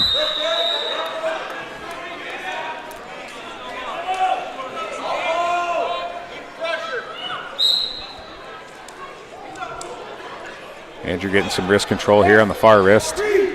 Trying to roll it up under.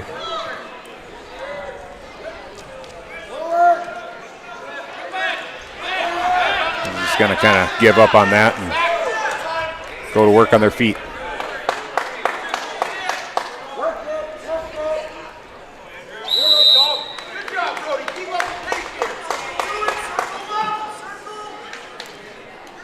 Fredette gets a little bit of a 2-on-1 here.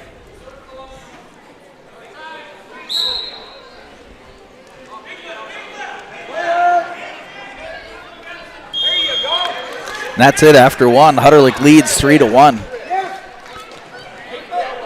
Fredette's choice, he defers to Hutterlick. Hutterlick takes a down position. And we're going to add a little bit of blood time here. This match brought to you by Morris Property, Pitt Happens, and Price Construction. Yeah, it's going to be pretty important here, I think, for the Gobblers as a team, for Andrew to kind of come out here and wrestle a good match, maybe pick up a victory, maybe even a bonus point victory. After that, that can really deflate a team when you got a good match like that going on. Everybody thinks you got the takedown. You end up losing the takedown and you get pinned in overtime, and that can really take the air out of a team's sails. And for sure. So hopefully Andrew can kind of right the ship here and get things back on track.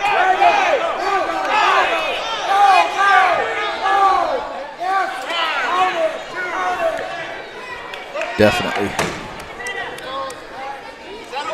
Yeah, it looks like he's got a little bit of either a pop zit on his forehead or something, but it seems to be bleeding a little bit. Yeah. Over there on the other mat, there, if you look at the score, it is 11-24, and I believe it is in favor of Sibley East over Pine City.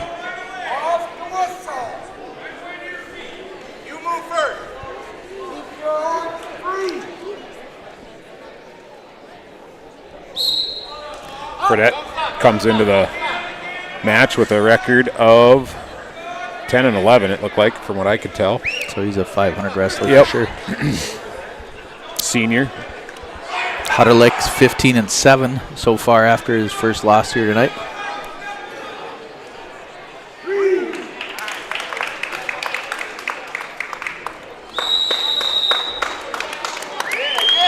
I don't have the luxury of the managers for the away team, or for the other opposing team, so I don't know for sure what the record is. I just get it off of USA Bracketing, and everybody loves USA Bracketing. So for sure, it's just as good as you want it to be. Yeah, exactly. Hutterlick, beautiful fireman, walks through, but Fredette doing a good job blocking with his hips. But Hutterlick does get the takedown. Yeah, Hutterlick trying to keep that leg split, and he kind of loses it there, but he's trying to keep those legs split so he could get a little bit easier turn.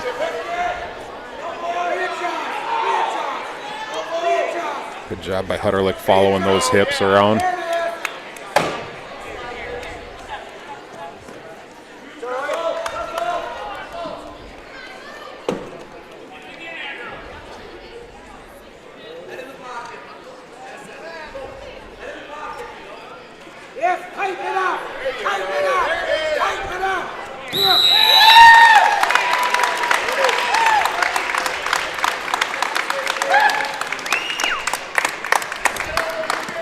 Nice little arm throw. Wizard throw. Just going to be off the mat. What about another 6 inches there? He would have been getting some near fall. Hutterlick leads right now 7-2 here at 133 pounds. We got 53 seconds to go here in the second period. Neutral.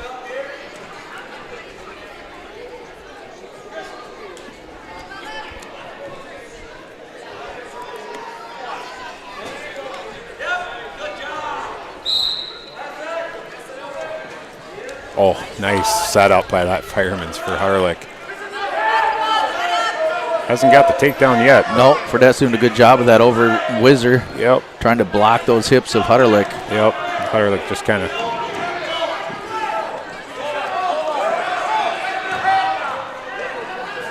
Yep. Nice job. Just kind of. Way to stick it out there, buddy. Yep.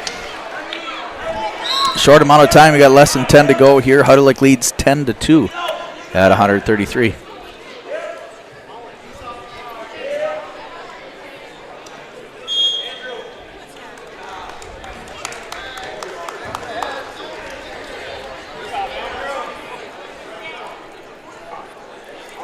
Fredette takes a down position going in the third period. Hutterlick leads 10-2. Over there on your live event, Mille Lacs Energy Cooperative scoreboard, Gobblers 12, Ogilvie 12.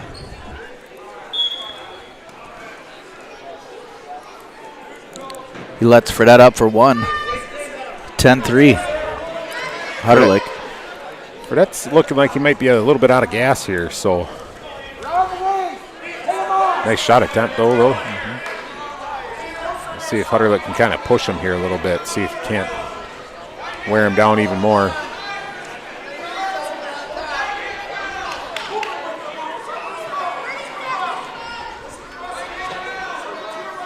Both of them working on that Russian a little bit. Yep. Hutterlick's a cross-country runner in the fall, so he's got good lungs.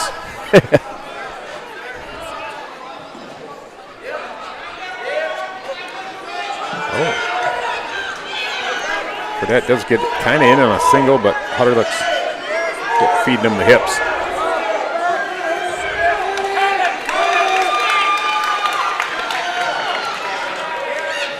Nice scramble. That was a really nice scramble.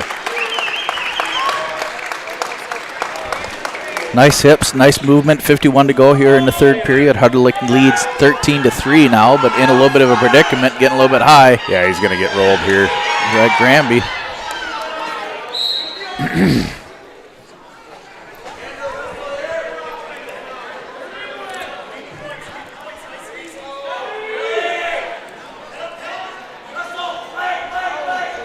Hutterlick kind of gets out of it, though, nice without any near fall given up, so.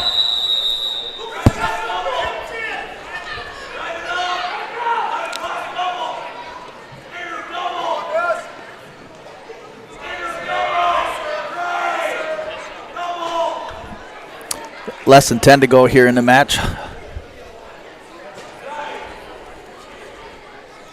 Nice push by Hutterlick. Oh, 0.6 to go.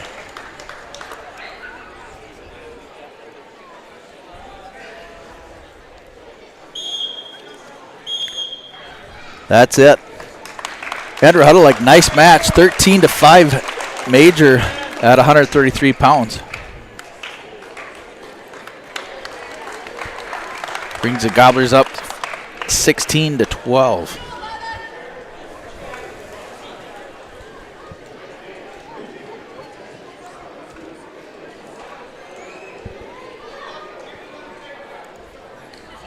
There on your Mille Lacs Energy Cooperative scoreboard. Again, the Gobblers lead 16-12. Over there on the other mat, 30-11. Sibley East leads Pine City.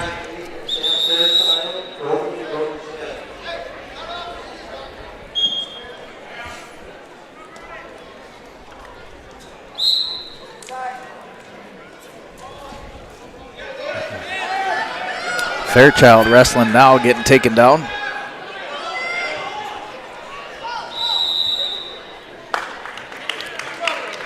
Sam going to give up a arm bar on the right side. Or head lever.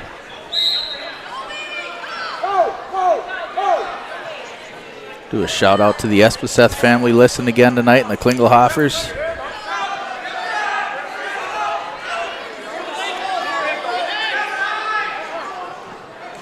Thank you for watching. He's working that head lever there. There, he finally jacked it up and over. Popped it, throws in that deep half. Yep.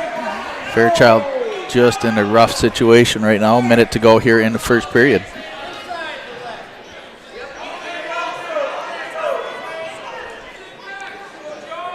Fairchild trying to get that arm through, muscling.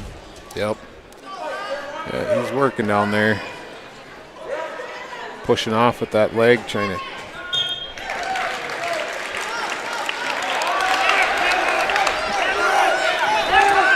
That pin there, it pushes it up for the Lions, 18-16 over the Gobblers.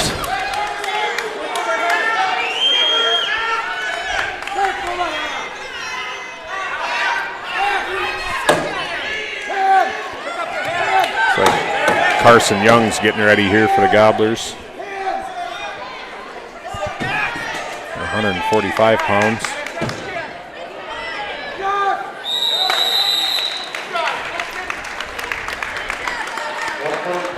Carson wrestled pretty tough here Tuesday night. I'm not sure how he did last night, but Yep. Must be Brody Smith.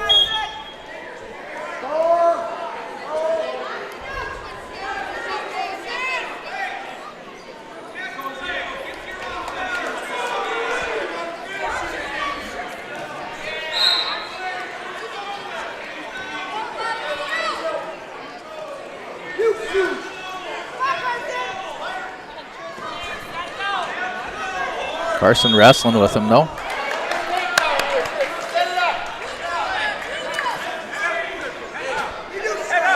Carson a little frustrated with that takedown, but Yeah. he's a young kid. Yeah. He's just going to have to ride through these waves and just get over it, get through it. Yeah, and I don't know who this is for the Ogilvie Lions right now, but looks to be a pretty seasoned wrestler, pretty good movement. Carson just a 7th grader.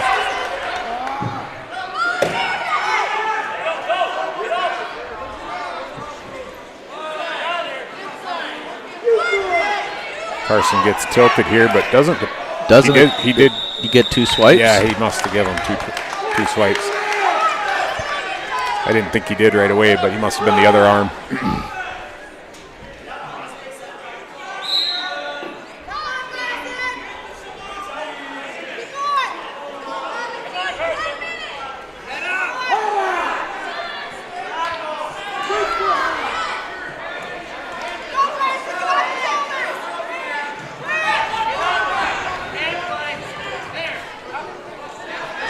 Carson just doing everything he can right now, but yep, a little overmatched, young kid.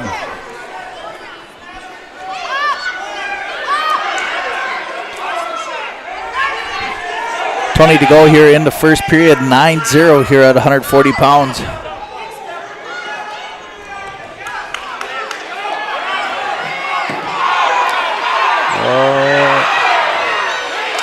Nice little fight there. Good job, young man.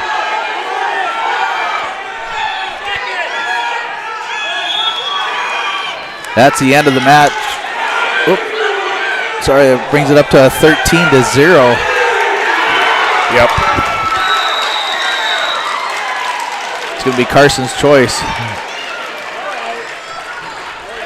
Yeah, I was going to say, coaches are telling him go both up. Yep. See, maybe just get a Hail Mary get a takedown. Yeah. And he is pretty. Yeah, he loves his headlocks for sure. Here we go. He comes back in, crashing pretty nice.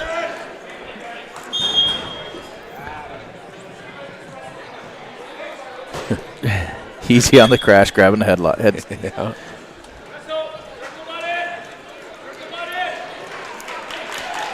Going toe-to-toe with him. That's all you can do. Yeah.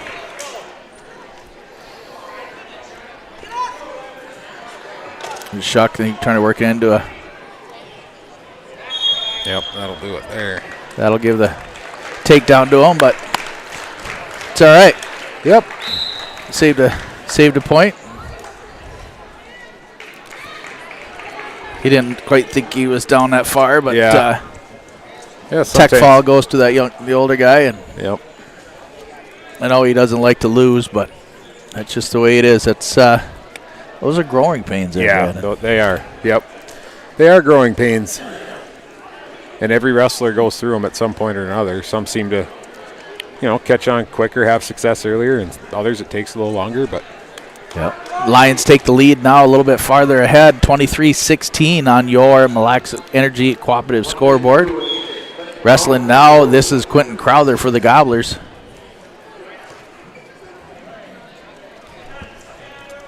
This could be Hunter Mitchke.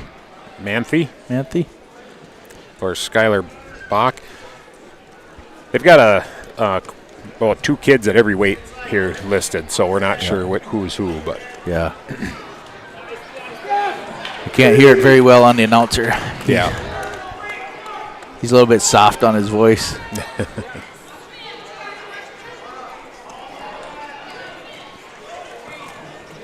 Ooh, Quentin goes in on the shot.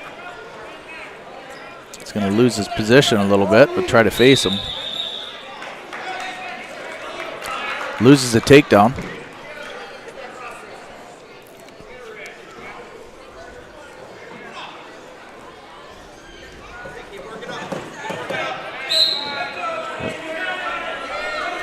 Crowther trying to get back up to his base, but he's got his shoulders trapped. Yeah, he's worked. Ogilvie kid's working that half now. Crowther tried to roll through and get an arm fought through, but not going to happen. 42 seconds to go here in the first period. Crowther trying to keep that shoulder up. Yep.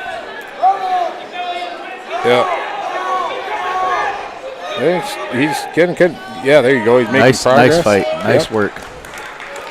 Does give up that 4 near fall, so now he trails 7-0 with 23 seconds to go here in the first period, and he gets flipped again. Yep.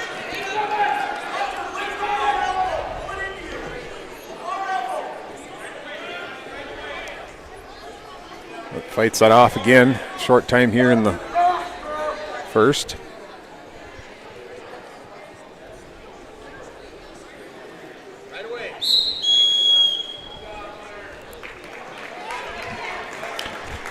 And he's going to get another 4. So brings it up to 11-0. Yep. Making sure my count was right.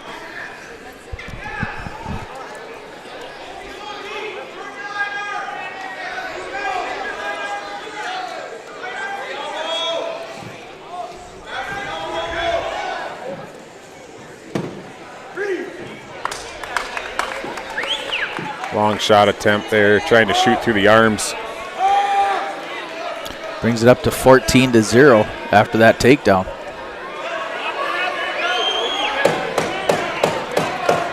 Now he's giving up a half again. Yep.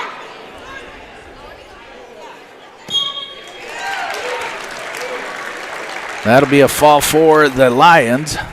They extend their lead 29-16.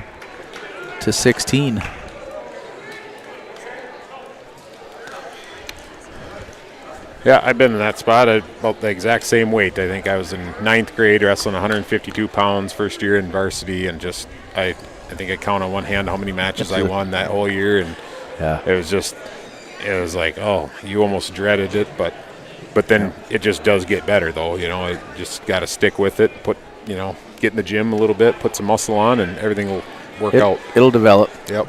Now for the Gobblers, Captain Garrett Trotter here at 160.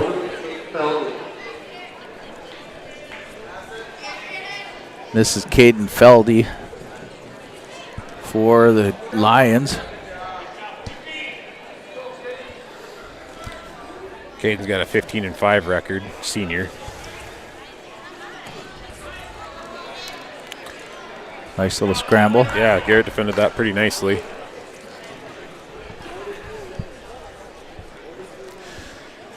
Feldy actually pinned Garrett in the Mora tournament. So Garrett's looking for a little bit of a revenge match here. Or at least a better result. For sure. Ends up getting taken down here with 1:12 to go here in the first period.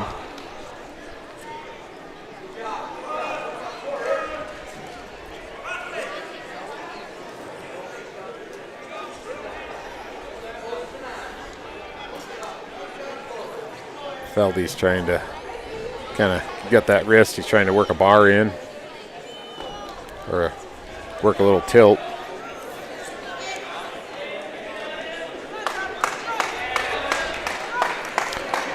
Trotter caught. Going to get moved into a headlock here.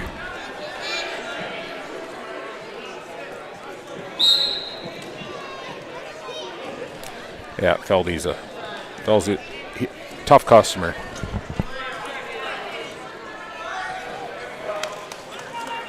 Trotter does a good job, though, creating some space, getting in a much better position now to get off his back. So, yep, very nice hard work there.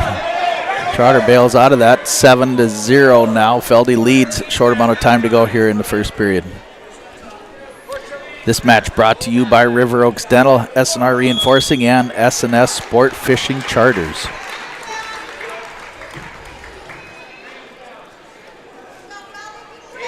Feldy's going to take the down position. Lead 7-0.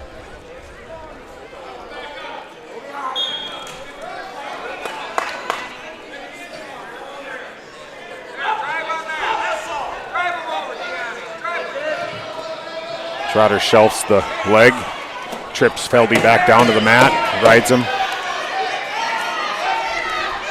Pretty good job so far by Trotter. Oh. Potentially dangerous there. Feldy's still in the down position. They're going to restart. Kind of smart by Garrett there. He was kind of in danger of losing control there, and he just kind of jumped up on a kind of like a piggyback and ended up being potentially dangerous, so he stays on top.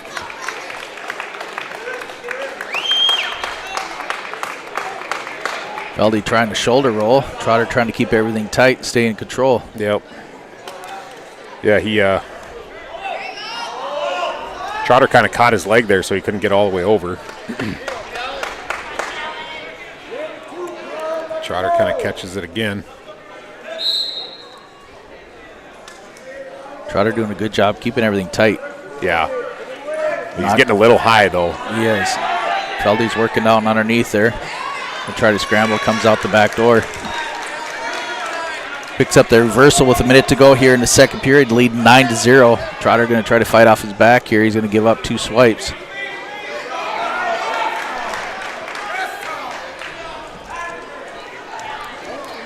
Feldy into an arm bar and a wrist. Trotter up to his knees to try and defend this.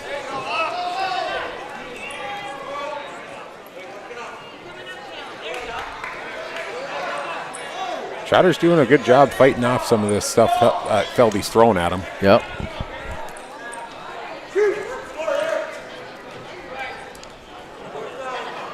Feldy's going to cut him for 1. Short amount of time to go here in the second period. Yep, just don't give up a takedown here right at the end of the period. Scramble out of that. Oh, he did. Shoot. Dang it. 14-1 at the end of the second here.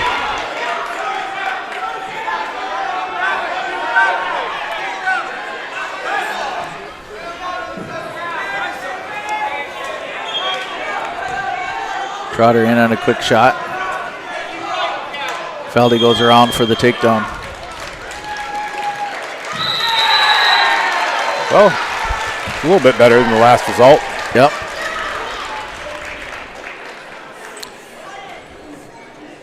Puts us up to 35-16 for the Lions in the lead over your Aitkin Gobblers. 34. Yeah, that one. Yep.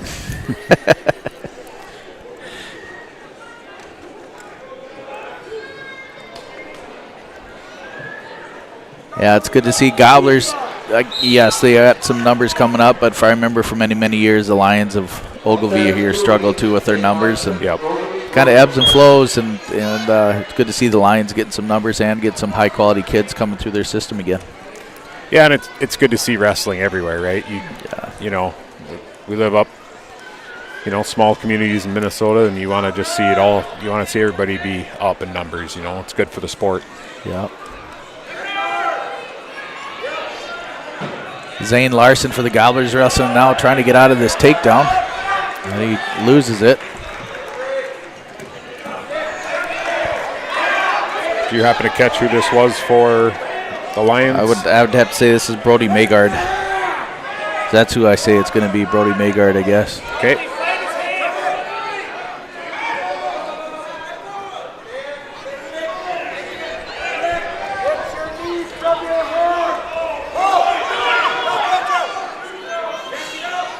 Zane gets a escape, I'm sorry.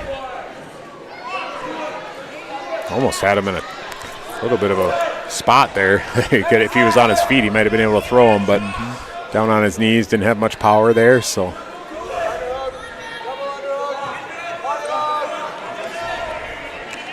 Off the mat they go. They're off.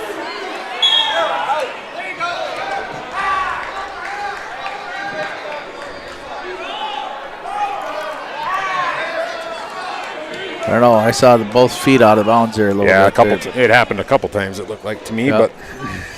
Looks like Zane twisted an ankle. He's nursing it a little bit. 36 to go here in the first period.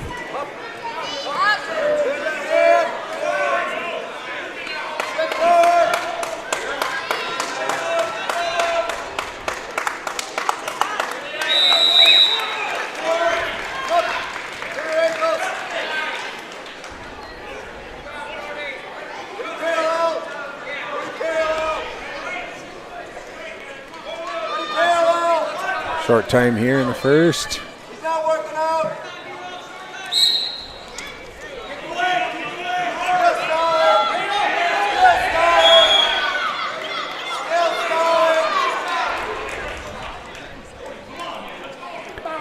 Thought he had a one there. Yeah, I thought he did too. Maygard probably could have been called for stalling there at the end of that period. Just holding on to the shoelaces. Riding pretty parallel for the last 40 seconds of that, and then holding on to the ankle at the very end when Zane was trying to get away. But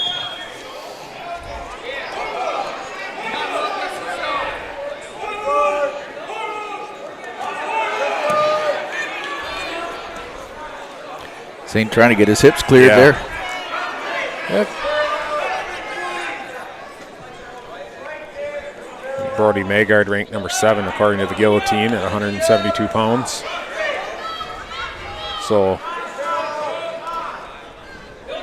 be good for Zane right now to just keep this match close. And then Maygard does get called for stalling.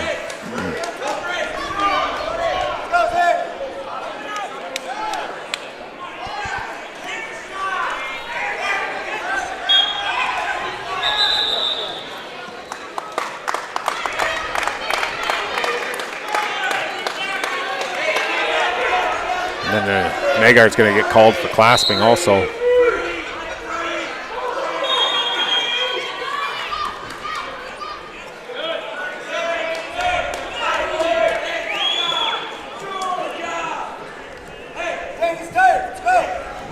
So Zane will pick up another point for the technical violation.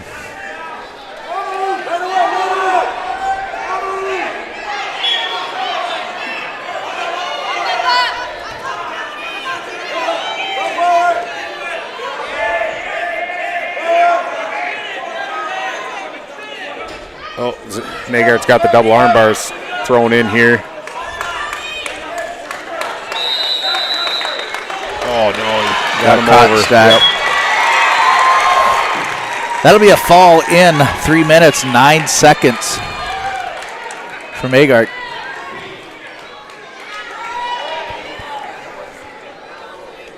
(40-16), the Lions lead the Gobblers.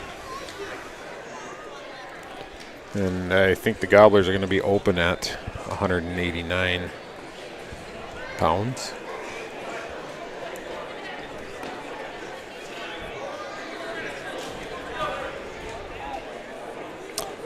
See how that goes.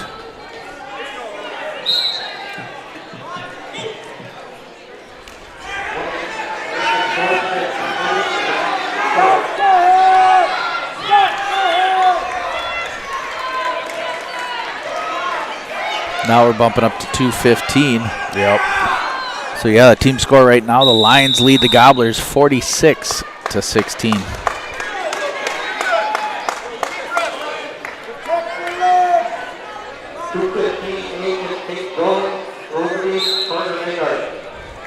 This is senior Carter Maygard for the Lions.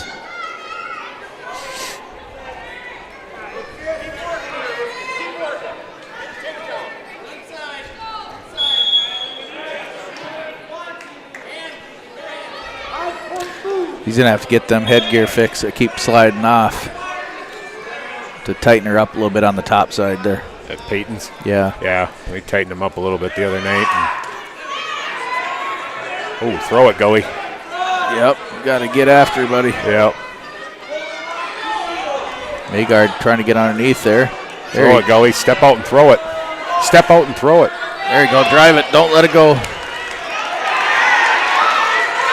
Oh, that's all right. That's all right.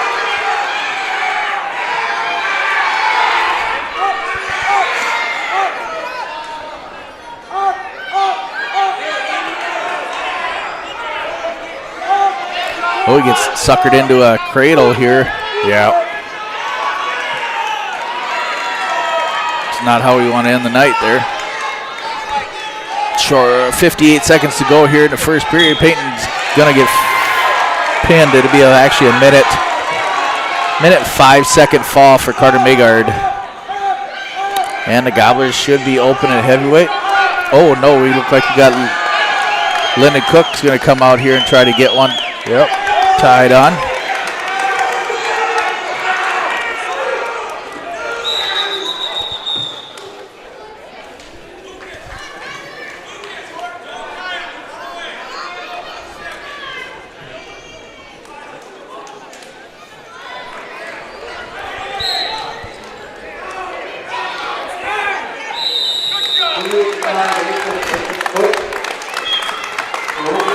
Lyndon Cook again for the Gobblers.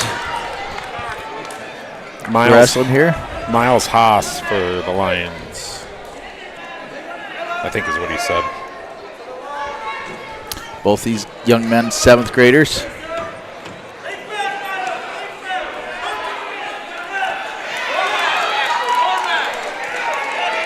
Lyndon gets taken down. Yep, little snap down attempt there by Haas. Butcher by the. Yep, got the butcher going. Lyndon rolls through. Yeah, but now he's got that arm caught. And Haas is just driving his chest over. He's going to post that arm up top of Lyndon's head.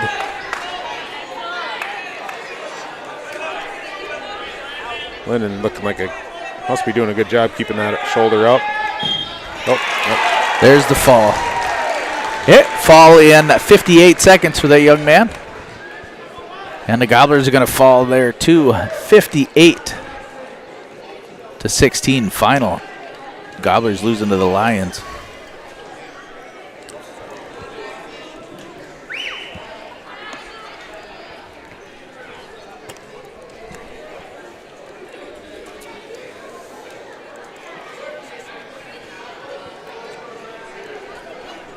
Yeah, another tough one for the Gobblers. Tough wrestlers for Ogilvie, though. They're pretty tough throughout their lineup there. So top to bottom. Yep. Yeah, starting out with Burkhaker there against Aiden Wendt. Burkhaker got the fall at a minute 57 over Aiden Wendt. And then Rylan Moritz ended up taking a forfeit, 114 pounds. Dutch Haskamp took a forfeit at 121 pounds. And then Weston Killinan was wrestling that was a really good match. The whole match, it ended up going to overtime. It looked like Weston had the takedown. Ref didn't award it. Tripp kind of somehow scrambled out of it, got the takedown himself, but took Weston right down to his back and ended up getting the fall in overtime for the Lions. So that was a tough one for the Gobblers. And then, Andrew Hutterlick. Andrew Hutterlick ended up getting a major decision over Lucas Fredette. And Sam Fairchild ended up getting pinned at 139 pounds. Carson Young ended up getting tech-falled. That was it for a young man there. Yeah. 7 going up against Brody Smith. Yeah, Brody Smith he hung in there as best he could. Yeah, ranked number 9 in the state. That's a tough match. Quentin Crowther ended up getting pinned. Garrett Trotter ended up getting tech-falled by Caden Feldy, who he got pinned by at Mora. So another tough match. And then looked like we were open at Zane, yep. And then Zane lost by a fall to Brody Magard at 3:09.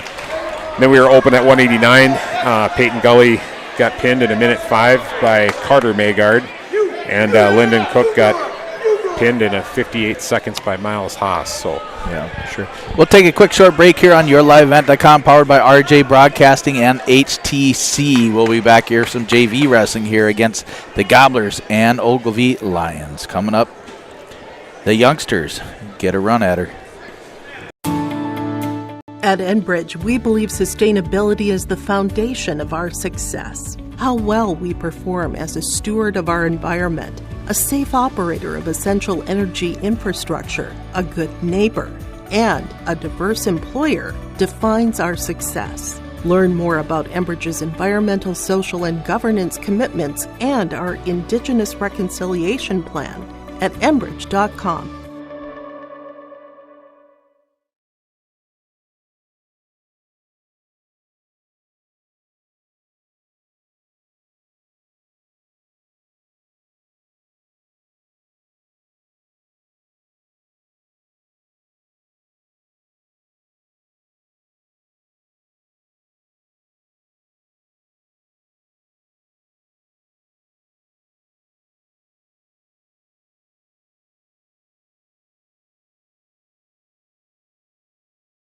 I've got a math question for you. When you add tolerance, subtract prejudice, and multiply efforts to treat one another with respect, what do you get? Less division. And school sports have it down to a science. Looking for an example of what can happen when we realize there's more that unites us than divides us? Look no further than high school sports in Minnesota. This message presented by the Minnesota State High School League and the Minnesota Interscholastic Activities Administrators Association. And we're back in here in the Ogilvie gym. The Aitkin Gobblers travel down to this quad against Sibley East, Pine City, Hinckley, Finlayson, and the Ogilvie Lions. The Gobblers just fell here. That is your final score on your Relax Energy Cooperative, 58-16. The Lions top the Gobblers. We're going to have a couple JV exhibition matches here now coming up as we wait for the other team. They are in the heavyweight stuff, so we'll pick up a couple young matches here, and then the Gobblers are going to finish off the night as they face Sibley East here next for the third duel of the night for them. Wrestling now for the Gobblers, the youngster, I believe this is Ethan? Nope, this is Carson Crane. Carson Crane, for there the we Gobblers, go. Yep.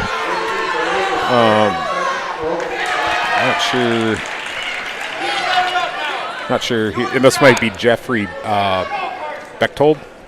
He's a 9th grader for the Lions. About the same weight, so. Crane gets taken down.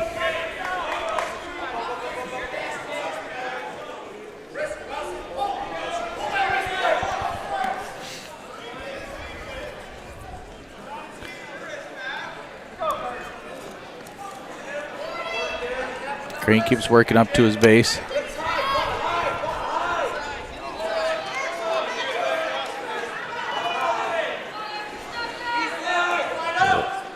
Carson took a hard crossface. Ref has to let the Ogilvie kid know that take it easy. Yep. Try not to use the fist so much. Use the forearm. Yeah, and the wind up too. They look for the wind up. You can't reach back and just let her rip. You got to kind of throw it from close quarters. Yeah. Oh, chicken wing there. Yeah.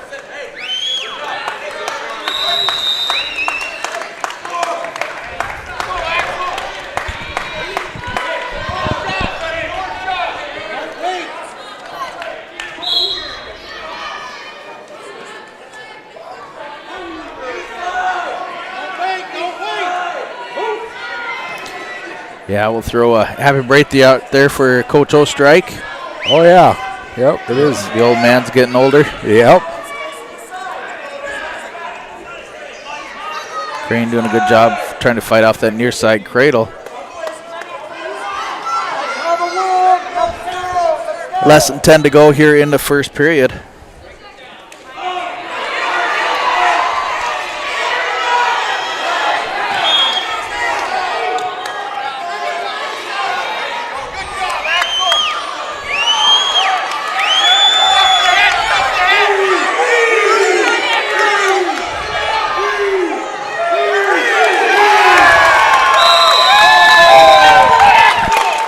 Carson deferred. And Ogilvie will take the down position.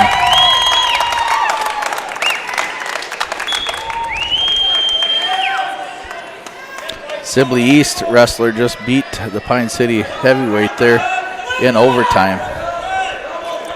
4-3. So the score over there looks like it's 38-29 final. Looks like Sibley East topped Pine City. Yeah, I think that Jackson Karras just got beat. That was the kid we were talking about before. He's a pretty tough customer, pretty good wrestler.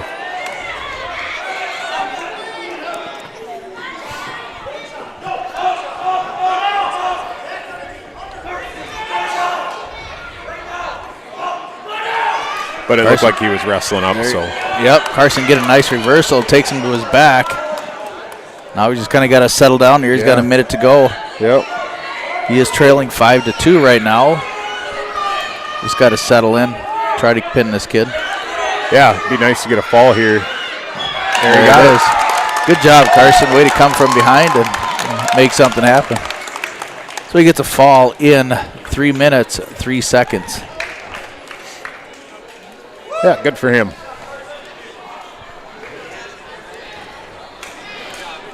This is Jeffrey Young for the Gobblers.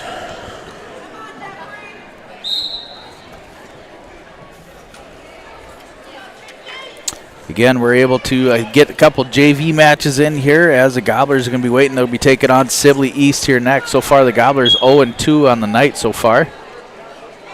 And yeah, Jeffrey Young wrestling for the Gobblers. Let's say this could be Michael Flores Topit. Yeah. That's who I am guessing. Or Ryan Siegbarth. It's Siegbarth. Yep, Siegbarth. Siegbarth gets that takedown right there. Siegbarth trying to throw a half. Jeff peels it off nicely, and he's clasping. Looked like clasping, but he might have had the arm in there on the far side. I couldn't really see.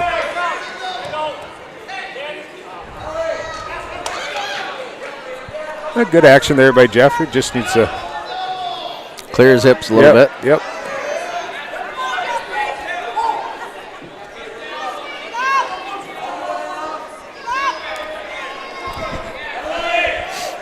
Ooh, he gets that half thrown in. Try to fight it off here. Yep. Gets an arm through, so gives up 3 near fall.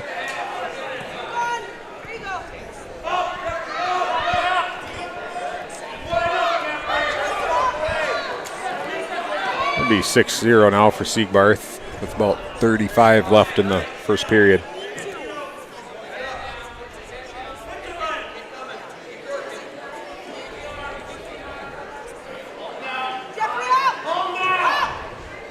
Siegbarth with the arm and bar and wrist and gets Jeff turned again. About 15 left in the first. Jeff just trying, and he gives up the fall. 1 minute, 49 seconds.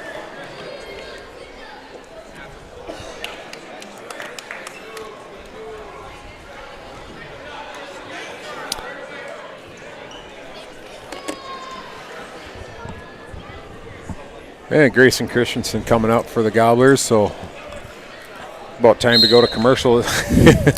Again, missed them like last time, but no, we'll stay on here. We'll let him get a good match in.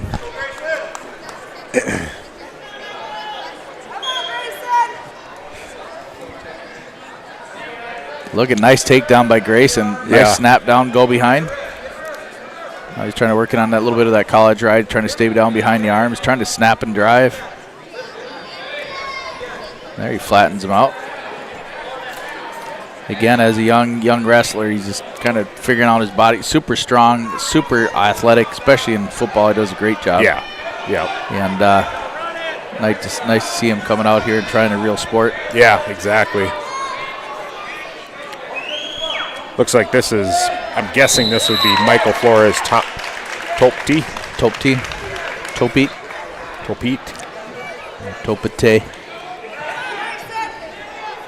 Seventh grader for the, if that's who it is, for the Lions.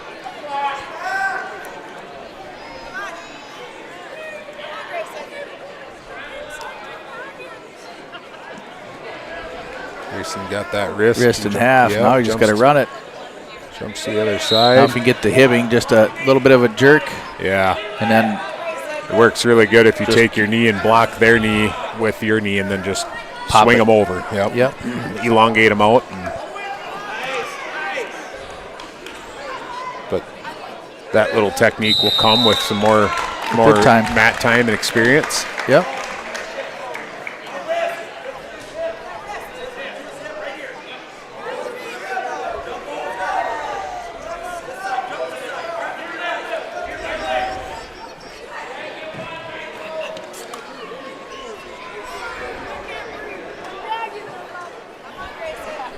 Yeah, they're just saying that's Michael Flores on the bottom. 10 seconds to go here. Grayson Christensen leads 3-0 with that takedown going into the second period now.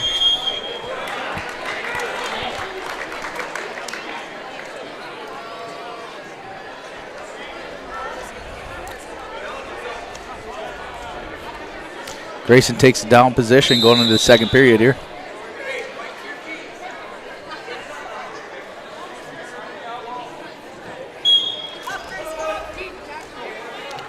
Grayson tried to explode there off the whistle, but Michael Flores kind of did a nice job following, stopping.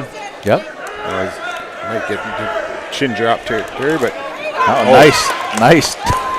You can tell he's a football player. Yep. Nice blast drive there. Yep.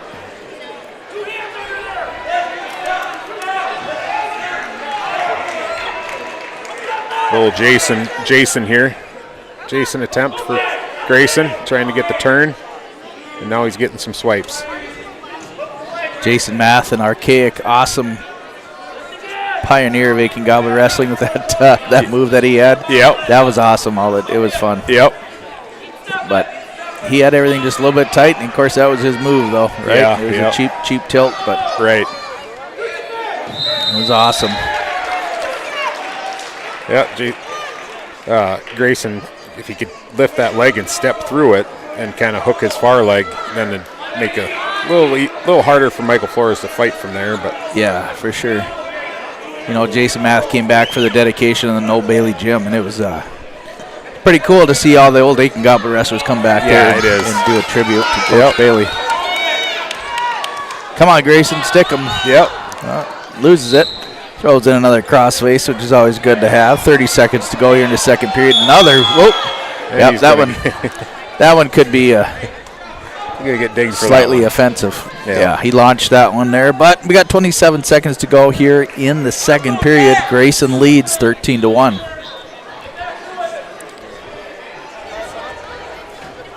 Yeah, you like to see the aggression. Yep. It's got to be a little bit controlled aggression sometimes here in the sport.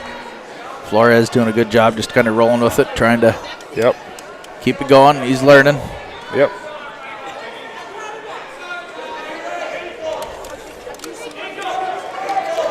Flores facing, trying to get some space there. Yeah, Grayson did a good job picking that ankle and just driving Flores down to his hip. Yep. Now he throws in that power half there. Ran out of time there to turn him. 13-1 going into the third period. Grayson leads. It's Flores' choice. He's going to take the top position.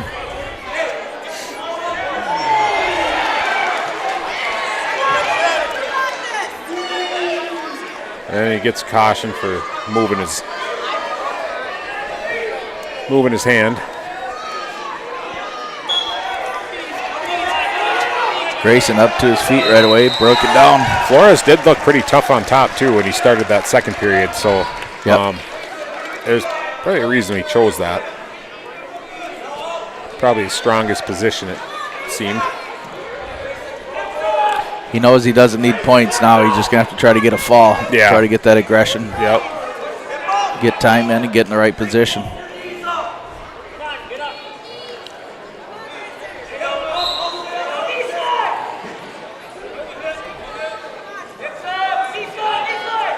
Grayson pushing up there a little bit. He needs maybe a little bit of work on just rolling his knees up instead of pushing up, right? Just pull his knees up underneath him. Well, he's going to be really, really strong if he keeps doing that. He's pushing up another guy every time. Yep.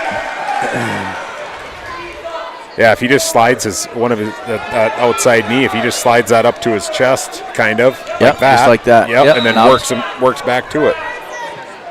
You know, just kind of use your arms and work yourself back to your base.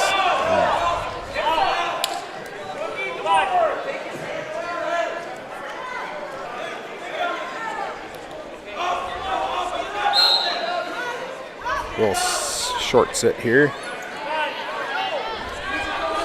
About 35 left to go here in the third period. Now he gets that reversal. Oh, good job, Grayson. 15-1 now, 30 seconds to go here in the third period. Grayson getting some points piled up here, throws in that, trying to get that cradle going. Yeah.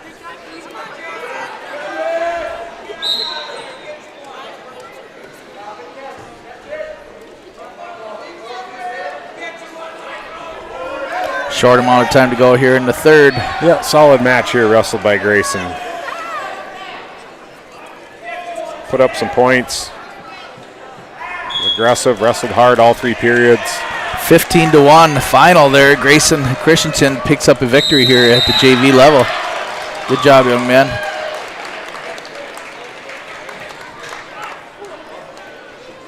Looks like that'll do it. The Gobblers and the Lions are going to shake hands here for the end of their duel. Gobblers back over to mat number 2 here after this break here on yourliveevent.com. Final score here again, the Ogilvie Lions topped the Aitkin Gobblers 58-16. We'll be back here shortly after a quick break from our sponsors. At Enbridge, we believe sustainability is the foundation of our success. How well we perform as a steward of our environment, a safe operator of essential energy infrastructure, a good neighbor, and a diverse employer defines our success. Learn more about Enbridge's environmental, social, and governance commitments and our Indigenous Reconciliation Plan at enbridge.com.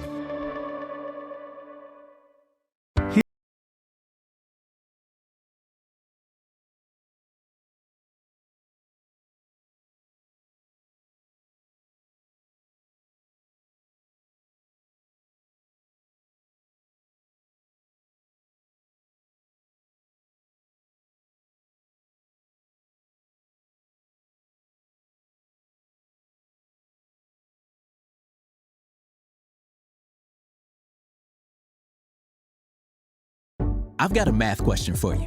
When you add tolerance, subtract prejudice, and multiply efforts to treat one another with respect, what do you get? Less division. And school sports have it down to a science. Looking for an example of what can happen when we realize there's more that unites us than divides us? Look no further than high school sports in Minnesota. This message presented by the Minnesota State High School League and the Minnesota Interscholastic Activities Administrators Association. For trusted news, weather, and sports from your community, look to R&J Broadcasting Incorporated, KRJB, KRJM, and KKCQ Radio, and rjbroadcasting.com. Hear local voices from local radio with news and information from the area. Your information stations, KRJB, KRJM, and KKCQ Radio, and rjbroadcasting.com.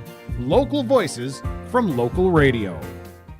Stay up to date all year long with your live event from our social platforms with X, Facebook, and YouTube. From the latest coaches show to watch game broadcasts back on demand from earlier in the season. Search your live event on YouTube and hit subscribe. Outside the three-point arc. Pick and pop here with Spaeth into the left side corner. Three, good. For the complete and most up-to-date schedule throughout the year, head to our website at yourliveevent.com.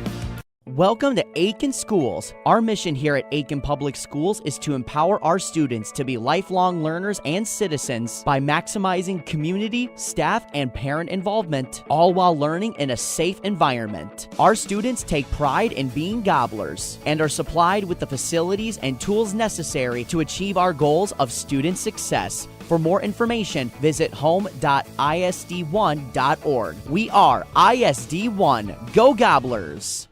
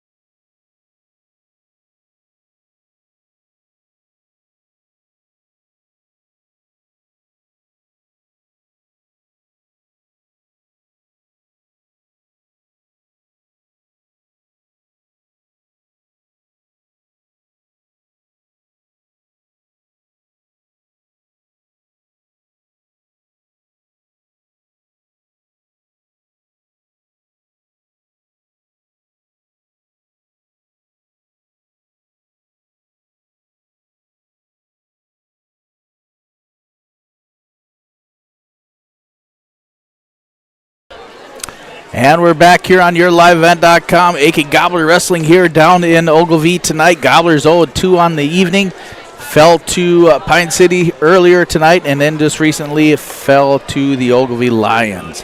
Up next here on mat 2, as they clear the mat here, the Gobblers will be facing Sibley East here shortly.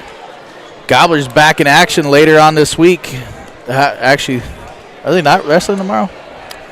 I actually think this is the weekend they actually got off. Yep, this is the weekend off, yep. Gobblers do go to Foley next Tuesday night. We'll be back here at yourliveevent.com. Both Brandon and I, hopefully, are down there. And Gobblers will be, I believe that's just a duel, but it could be a try because you know what? In wrestling here in the state of Minnesota, teams just appear everywhere. And it just pops up. It was just supposed to be a try tonight, but luckily Sibley East was able to take a trek over here, and the Gobblers will be facing them shortly. Sibley East Wolverines taking on your Aitkin Gobblers here, coming up next here on yourliveevent.com, brought to you by RJ Broadcasting and HTC. Again, the Aitkin Gobbler Wrestling Club is so appreciative of all the great sponsors that support Aitkin Gobbler Wrestling throughout the year, some of which are Lewis Insulation North, Liljequist Sewer and Excavating, Larson Plumbing and Heating, Ladd Construction, and Lewick Construction. That is just a short list of the 60 awesome sponsors that we have. But we also want to say thank you to all of our first responders and also the Cuyuna Fire Department, Palisade Fire Department, our Peter Lowe there from Block North restaurant there in Aitkin. Also Ty Shadeen, the host of the Canadian Experience and Tractor Supply. Again, thank you to all the community members that donate their time to help support Aitkin Gobbler Wrestling, starting off with Corey Trotter, Dave Ashton, Jason Jones, Kurt McGuire, Sean Nelson, Matt Haskamp, Lance Bauman, Justin Dotzler, BJ Wassisir, Brandon Perrine, and all the lovely ladies that make these men the way they are. We appreciate all the wives that definitely tolerate our mental unstableness that we bring to the sport of Aitkin Gobbler Wrestling. It's just awesome. Again, awesome family. The whole Aitkin Gobbler Wrestling has generations of awesome Gobbler wrestlers that are able to follow along here also on yourliveevent.com. They're all over the U.S. here, and they get to tune in and listen. Again, another shout out to Dawn Bailey. She always watches, and a passionate listener and huge fan of Aitkin Gobbler Wrestling out of all the years. So if she's out watching, just telling her a warm hello, and hope all is well down in her warm Sunshine State. And again, yes, back to the old Jason, watching Jason Math come up and do his dedication to Coach Bailey. It was just awesome. And, a lot of little brothers. And, Brandon, you're a little brother of mine, actually. I think I beat you by, like, your 10 years, I think, because you graduated in 08 or 09? 07. 07. Yep. So, yeah, and then I graduated in 96. So you're only 9 years younger. Yep. But part of some awesome teams that's coming up through the ranks there. It was awesome to see. You were on one of the state teams for the Gobblers. Yeah. And it's pretty cool. Yeah, it's a great tradition Aitkin has of wrestling, and kind of broke my heart a little bit to see the numbers down the way they were, but they are back up now, and the Gobblers are, we're like we've talked about all year. We're young, but we got the numbers now, and you got to have the numbers before you can do anything else. Exactly, and no matter how much you try and to get numbers out there, the good thing is, yes, you got kids out there, but they're all giving it the effort and trying to be in that uncomfortable space, right? It's hard to win. It's hard to overcome frustrations and everything else. But learning how to wrestle and learning how to improve yourself is a win for itself. It's not so much the win on the mat, but knowing that you're going to stick it out, and you're going to do the gut and the grind and do everything else you can to just get through the sport, and hopefully succeed one way or the other. But you look at like kids like Weston Killen has been wrestling since he was knee high to a diaper stack, and tell you what, he's sticking it out and wrestling a nice match tonight. Again, just lost in overtime. But some of those kids started at a really young age. Some of them started as seniors, right? Yeah. And it's neat that no matter what, the wrestling room, the Aitkin Gobbler wrestling tradition there needs everybody to go through there to help support each other, to help improve each other. And if you ain't got nobody to wrestle with, you ain't going to get better, but neither is the next person that's helping you. So right. I'll go right back to Jeff Boyd. Jeff Boyd was an awesome wrestling partner for myself. He was able to really succeed in Aitkin Gobbler wrestling, but he always frustrated me, him and Rick Burkstaller. And yeah. But you know what? Those two guys were a couple of big kids that really just pushed me to make me better, and I really hats off to those two guys. I appreciate them as teammates. Yep. And also right down to head coach Greg Hills. I remember he was just getting back out of college, getting back into town, coming back in, and he devoted a lot of time, as do a lot of our wrestlers that we have, like Nathan Trotter and Walker Jones and Craig Ashton all come back in and donate time, and it's a way to pay it forward for sure, right? Yeah, and that's what it takes, and that's the special thing about our wrestling community, and many wrestling communities are like that. It's the kids come back and they work with the next generation because they care. Yeah. And that's one thing about wrestling is that it's an individual sport, but it's so much more a team sport than anybody really gives it credit for, because every one of these wrestlers out here cares about one another, and they want to see each other do well, and only a wrestler will know what other wrestlers go through. Absolutely. Yep. So they know how tough it is. They know what kids are going through, and it's a mentally tough sport. It's a physically tough sport, and it's a grind. Yeah. And so it's good to see kids come back and get back in the room and help out. As an entrepreneur, even when we were out in Arizona, and I was running a couple of cabinet shops, or construction companies anyways, and some cabinet shops. That was one of the biggest things I could ask. That, hey, were you a wrestler? What sports did you do? So on and so forth. And you know what? If they were basketball players, they were good hard workers, but they were in for the grind, right? I see a little bit more meticulous and hard work from a lot of wrestlers that come through that and go from there. And I know a lot of head coaches, even in football, they always say when they want to recruit and they go into college and so on and so forth, a lot of the big top athletes that were great at football were great at wrestling. Yep. And a lot of it just attributes to their footwork, their hip movement, so on and so forth, especially on the line. Body control for sure. It's great. And then also with the tackling end of it. We saw that earlier tonight when who was that? Grayson made a blast. Yeah, made a blast. Basically a football tackle there on the mat, which is good to see. And it was awesome. Yep. Yeah, that's exactly right. And I think I wish a lot more kids and parents and other coaches would see that too. It's like wrestling is a sport where, and I think some people get scared off of the cutting and stuff, but it really doesn't have to be that, you don't have to cut weight. And if you do cut a little bit of weight, you can do it smart, you can do it healthy. And I'd say wrestling is one of the healthiest sports out there. It kind of teaches kids, to be weight conscious and make sure, you're kind of watching what you're eating.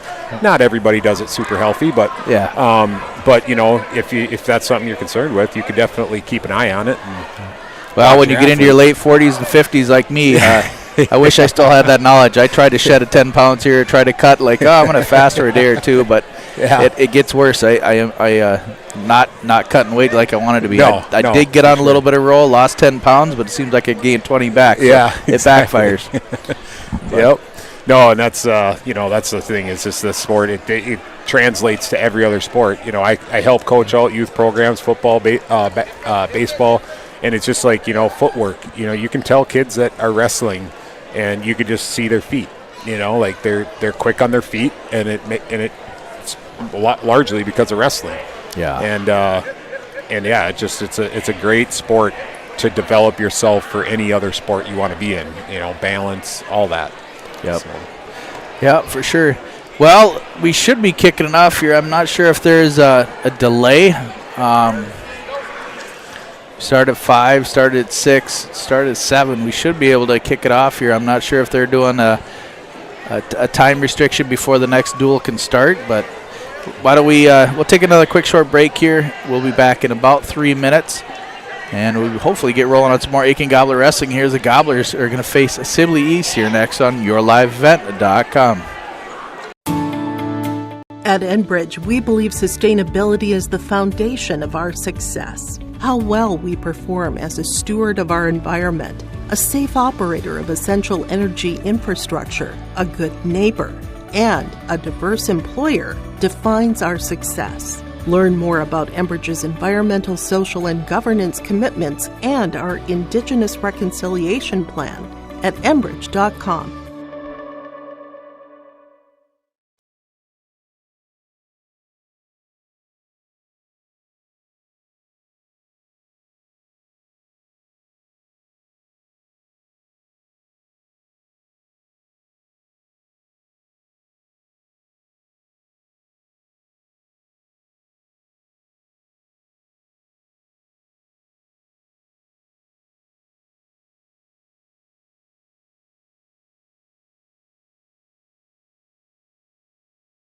I've got a math question for you. When you add tolerance, subtract prejudice, and multiply efforts to treat one another with respect, what do you get? Less division. And school sports have it down to a science. Looking for an example of what can happen when we realize there's more that unites us than divides us? Look no further than high school sports in Minnesota. This message presented by the Minnesota State High School League and the Minnesota Interscholastic Activities Administrators Association. For trusted news, weather, and sports from your community, look to R&J Broadcasting Incorporated, KRJB, KRJM, and KKCQ Radio, and rjbroadcasting.com. Hear local voices from local radio with news and information from the area. Your information stations, KRJB, KRJM, and KKCQ Radio, and rjbroadcasting.com. Local voices from local radio. Stay up to date all year long with your live event from our social platforms with X, Facebook, and YouTube. From the latest coaches show to watch game broadcasts back on demand from earlier in the season. Search your live event on YouTube and hit subscribe. Outside the three-point arc. Tick and pop here with Spaeth into the left side corner. 3, good! For the complete and most up-to-date schedule throughout the year, head to our website at yourliveevent.com. Welcome to Aitkin Schools. Our mission here at Aitkin Public Schools is to empower our students to be lifelong learners and citizens by maximizing community, staff, and parent involvement, all while learning in a safe environment. Our students take pride in being gobblers and are supplied with the facilities and tools necessary to achieve our goals of student success. For more information, visit home.isd1.org. We are ISD1. Go Gobblers!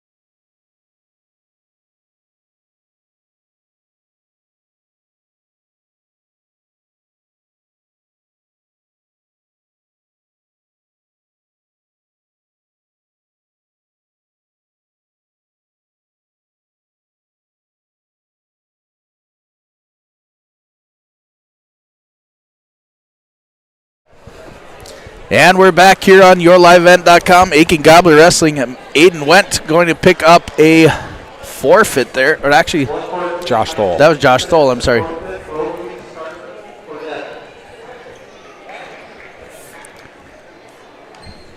Thole's going to pick up a...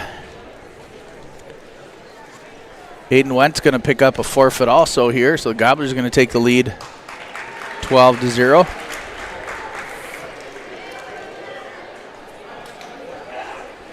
We'll see how it is. Sibley East and actually fell to Pine City.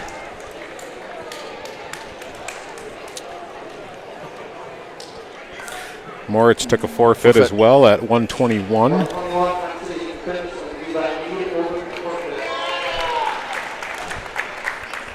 See how this goes here.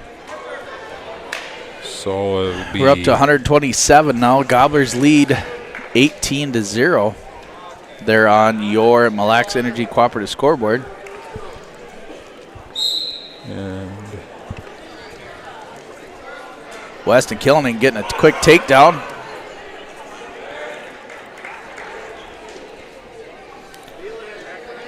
not sure who this is for Sibley. Maybe Hunter Deneau.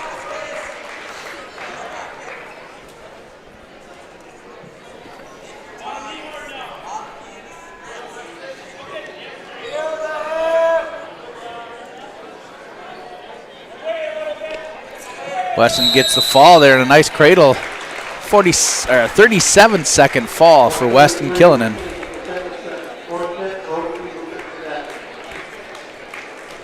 Gobblers up 21-0 over Sibley now.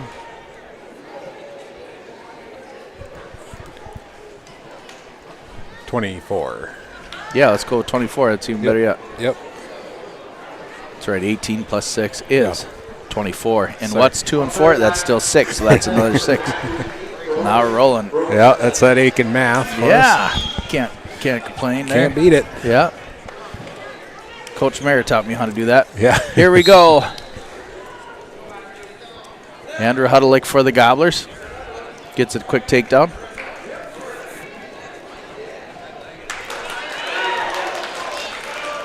And headlock. And he throws in that reverse half. He's going to try to catch him. Keep it tight and right. Minute 40 to go here in the first period. Huddleick leads now 9-1 at the 133-pound match. There's the fall. Andrew Huddleick picks up a 30-second fall here in the first period. So fast, I don't even know the name of that youngster that he's wrestling. Yeah, I don't either. Let's see. Andrew's at 130. That was Alex Tomes. Now we're moving up to 139.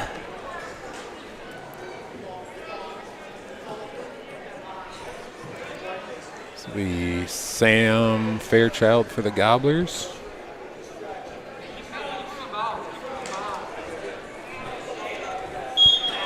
And it looks like they got Tanner Johnson listed for the Sibley East Wolverines.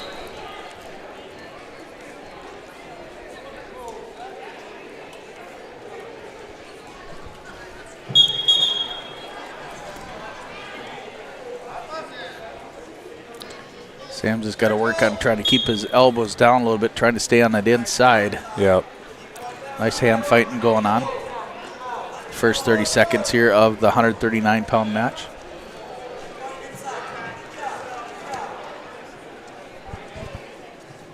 Sam, a very strong young man.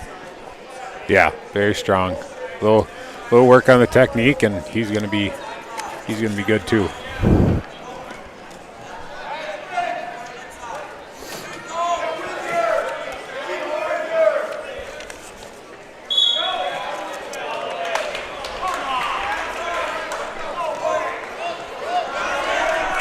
Tanner Johnson in on a double, but Sam defends it pretty nicely. Now Sam's kind of got almost had a little near side attempt there. And both wrestlers kind of back out and start over.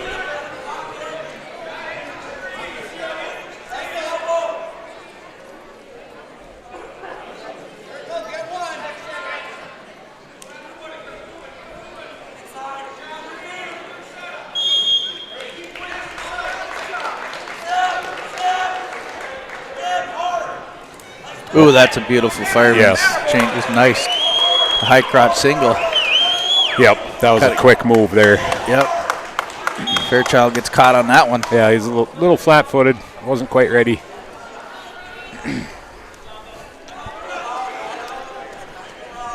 About 10 seconds left here in the first period. Tanner Johnson will take a 3-0 lead into the second.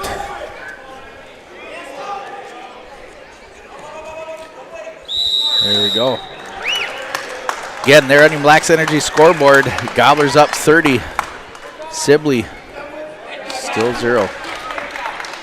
Sam defers, and Tanner's going to take both up.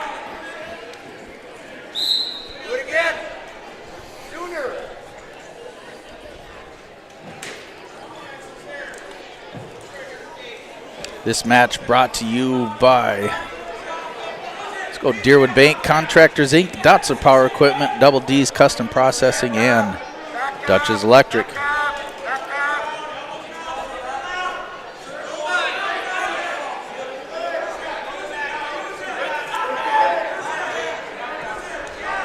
A nice setup there for Tanner Johnson. Kind of got Sam circling to the right, and then he went back to the left and just dropped down and yep. Got that takedown. Tanner leads 6-0 now with 1:17 to go here in the second period.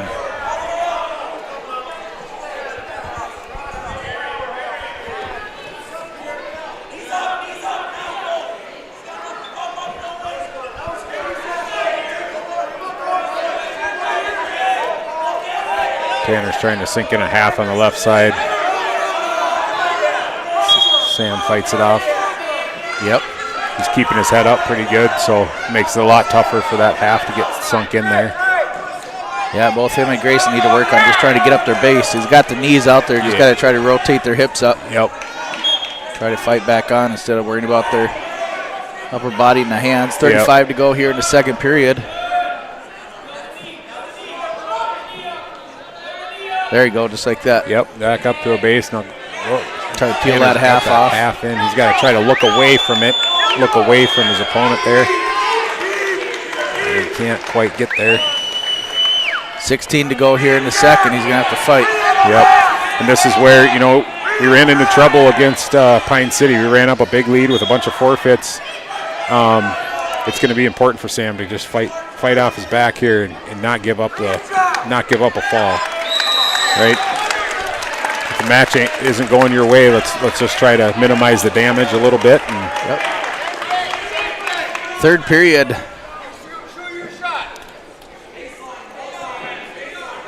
Sam will choose neutral. See if you can't cut into that 10-0 lead. Tanner leads, 10-0.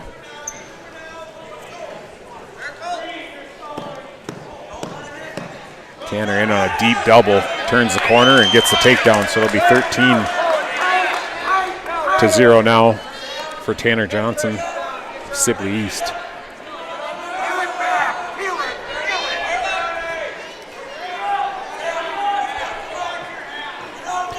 Sam back up to his base, giving up that 2-on-1. 1:20 to go here in the third. Yep, just got to be smart here. Sam has got to be trying to get some hand control here, get some wrist. He feels that half coming in, so then he reaches up and peels it. And now I'd like to see him keep that wrist. Once you get that peeled off, let's try to keep that. Try to keep that and base up. Sam might be getting dinged here pretty soon for stalling because he's not doing much on the bottom. But of course, yeah. He just doesn't want to get turned. Yep. There you go. Now go to work, Sam.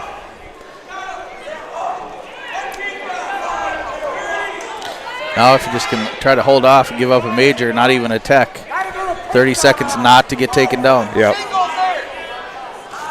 Good defense there for Sam. Yep. But in on that high crotch again, and that's it.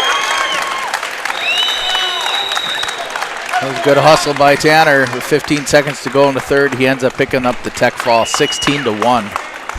That puts Sibley East on the board there with 5.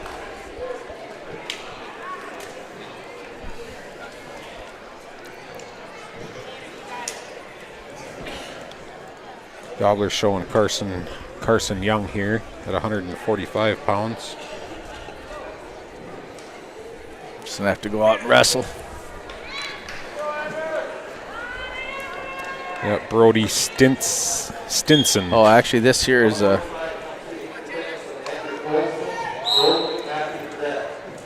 I believe this is Tanner Johnson. Did they bump him? Yep.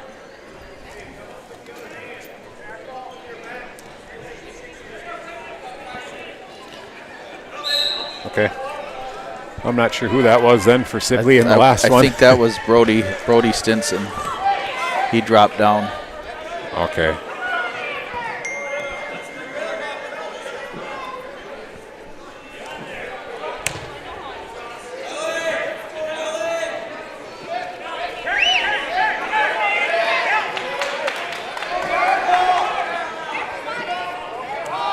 Tanner just keeping it nice and tight. This young man just got to keep fighting. Yep. Yeah, it's a tough thing to ask a 7th grader to come in and wrestle these guys. Yep. He's off the mat there.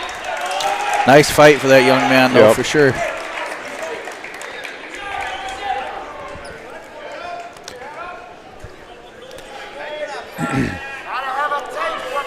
Yep, these are the lumps the Gobblers are going to face for probably the rest of this year and maybe part of next year. Hopefully, some of these kids can kind of get in the gym, getting some extra sessions in the off season. I know we've had a pretty good relationship with Hayden Zilmer and the Jack Pine Savage, so a lot of kids have been working over there and getting some time in. Yeah. So you give Carson a lot of props here, though. He's been fighting off his back. I think that's a stick right there, but he had it. He's still got it. There it is. Yeah, you do give him a lot of props. I mean, it takes a lot of guts to come out there and wrestle these guys. That puts another 6 on the board for Sibley East here, coming up to 11 for them. Gobblers up 30-11. We'll see what happens here. The big shout out too is a lot of these young kids too get down at our lower weights. They fill in. They're getting us some points, and putting Aitkin on the board here. Quentin Crowther comes up for the Gobblers now here at 152. Yep.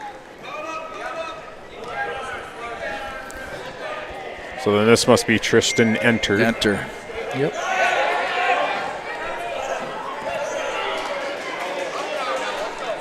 Takedown for Quentin Crowther. And then Enter with the escape. 3-1 here. Ooh. There's a pancake. Yep.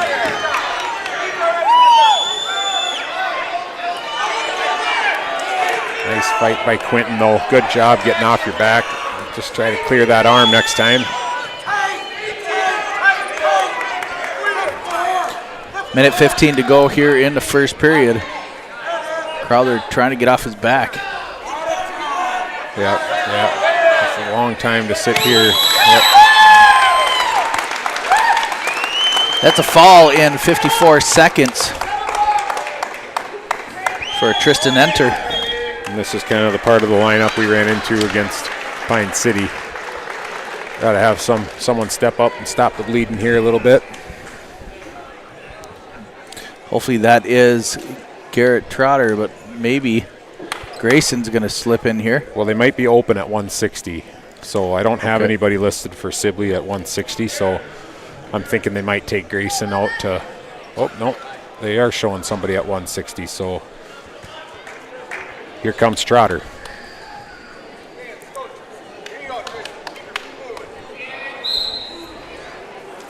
Trotter going to get a nice little throw by right away for a takedown. He's going to work.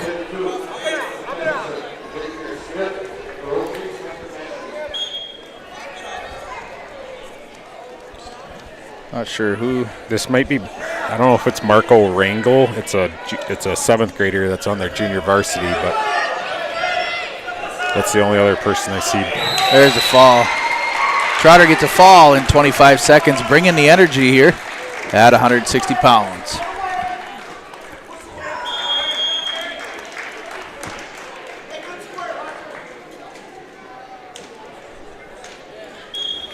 Yeah, Trotter a little bit of blood hungry there. After I think he was struggles for the night. Frustrated for those first 2 matches, and came back, gave Gobblers a quick 6. Yep.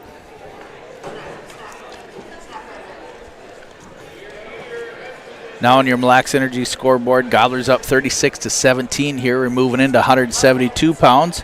We'll see what we get going here.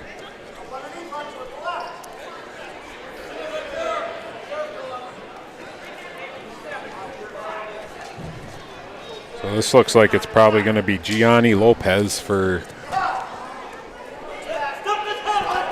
Yep. And it's going to be Zane Larson.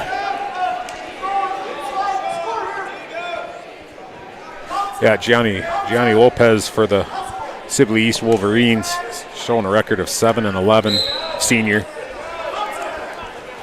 Looks like a pretty strong kid. Yep, for sure. Zane's been wrestling pretty good, though. A little slide-by attempt by Zane Larson. Yeah. Zane's not afraid to get in and use those hips, get that over under her. Yeah. Going in. Yep.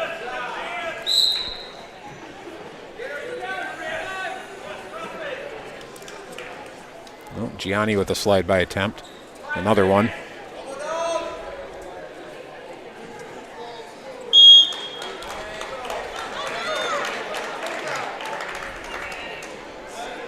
Pretty good hand fighting in the first 45 seconds here of this match.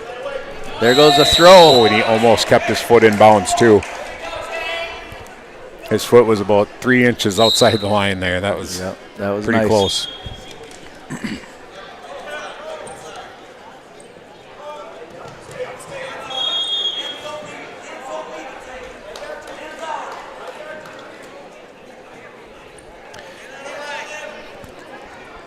Lopez does a good job getting a hold of that wrist, controlling that loose arm. Yeah, he's got some strong forearms. It looks like it's a pretty strong grip. Zane's having some hard times getting his wrist back out of there. Just kind of got to roll his wrist. Yeah, you try to get your pinky on top. Yep. Just kind of work it over.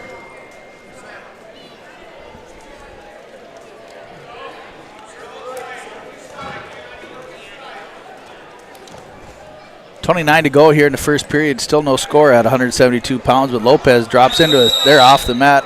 Yep, good eye by the ref there. That was pretty close to. Gianni looked like his foot might have been real close to the line there, but ref saw some space there, so called him out.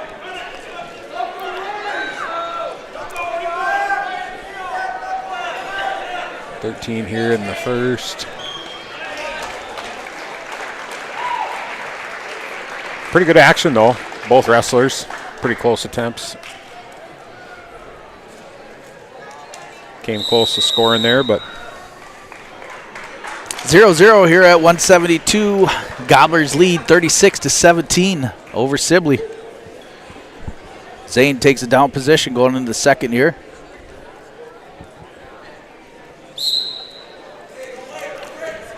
Zane leaves that arm behind. Yep. That's one thing when you're going to hit a switch or a sit-out, you got to clear that arm because otherwise they're just going to catch it and follow it. Yep. Like that again. Yep. But there he goes. He clears it. Yep. Now he's trying to clear his hips. Yep. Good action by Zane on bottom here. Just keep moving one way to another. It makes it hard for a guy to ride on top when you keep following. He can't work anything at the very least. It's stalling call on Gianni. And potentially dangerous. Yep.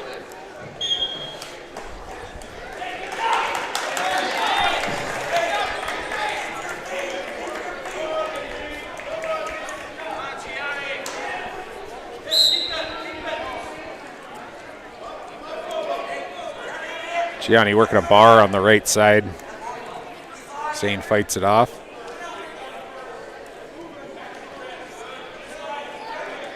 Zane just keeps knee sliding forward to keep his knees under his hips there a little bit.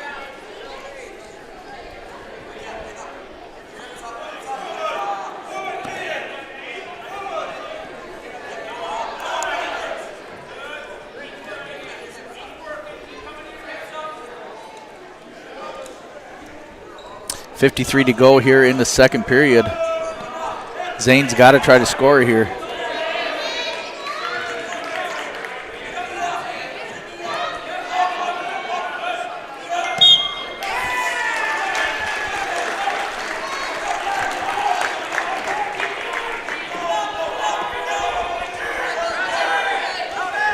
No, that's not what we needed there. No, 25 to go in the second, and Zane was a tough spot.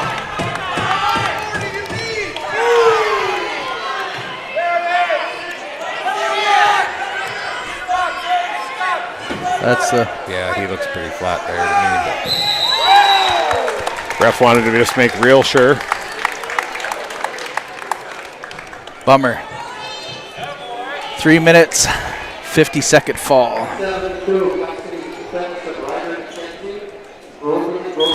Turn right instead of went left. Yeah, yep. That's a tough one there. Really was a pretty close match. Yep. And then just one wrong move and you're stuck. Yep.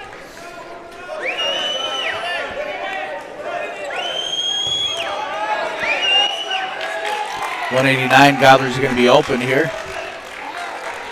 That's going to push up a couple sixes for Sibley, so they're going to get another 12. That brings it up to 29 for them.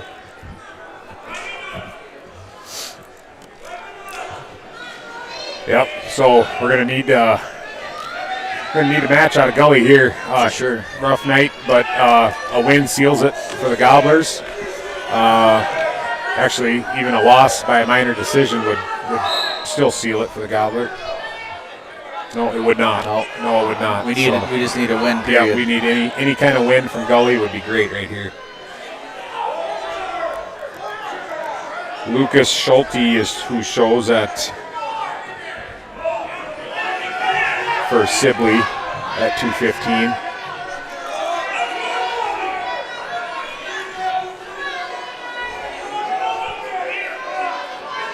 Gully just needs to kind of be under control here a little bit. Just wrestle, get into his stuff that he needs, and that arm is a little high there. He needs to try to get that right arm.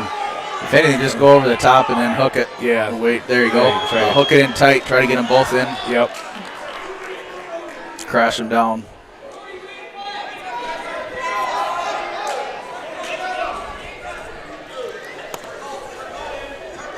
Wrestle here, bud. Don't worry about headbutting a little bit. Yep. Smoked him.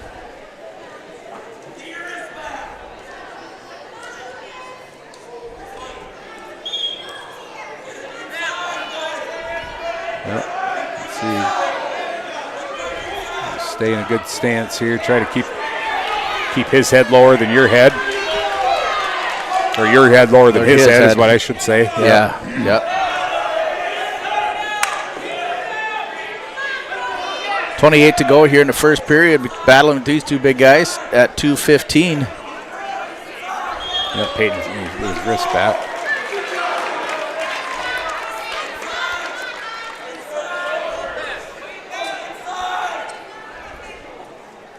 He could just come over to the overhook, do a double overhook, and well, now he's block it. Started to have something going there, but started to get that double underhook in there, but wasn't quite there. But you know what? Good period. Yep. I would have. I don't know what I'd probably try to go down, at least try to get an escape point. Yep. But he's been turning a few cradles, so I suppose he's thinking, you know what? I'd like to take my chances on my feet here. Yep. He's trying to work that headlock, but he's got to set it up better. He's kind of telegraphing it quite a bit, and Schulte just keeps ducking under it. I'm going to try to force it. Yeah. Peyton and when we were in Cloquet, he had a really nice duck under. He did it twice. One went out of bounds, and one was on the mat for a really nice takedown. I'd like to see him right there. Yep. Right there it was, and you know, nice back trip though. Keep his feet in. Oh. Yeah, when he's locking up like that, that would have been a good. Yep. And just, you know, another youth thing right there. Like, just drag your feet in, just try to drag your feet like a receiver would in football, Right. And he's got that takedown.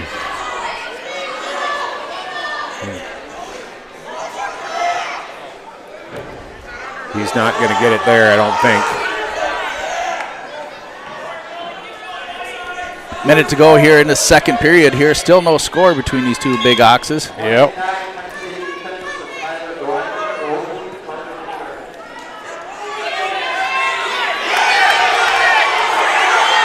Nice, just drive them into him. Nice job.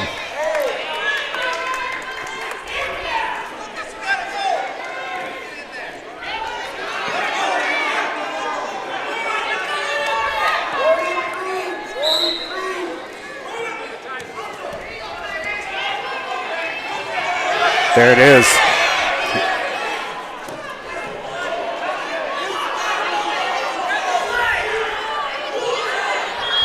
.25 to go here in the second period. Yeah, something's going to happen.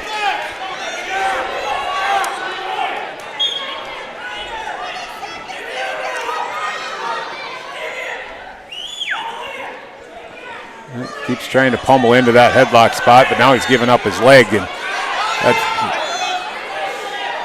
Peyton getting a little too loose here with that, giving up a really easy shot. If Schulte wanted to drop down to a single, he could have had him there, but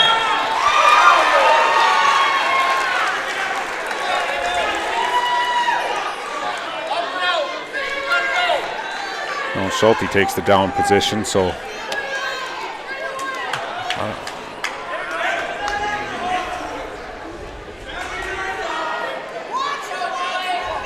Peyton's going to let Schulte up, just give him the escape, and he's going to try to win it here in the third with a takedown.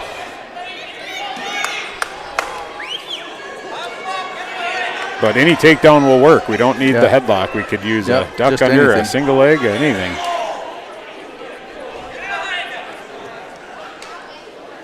Even a snap right now. Bam, snap. Yep, snap.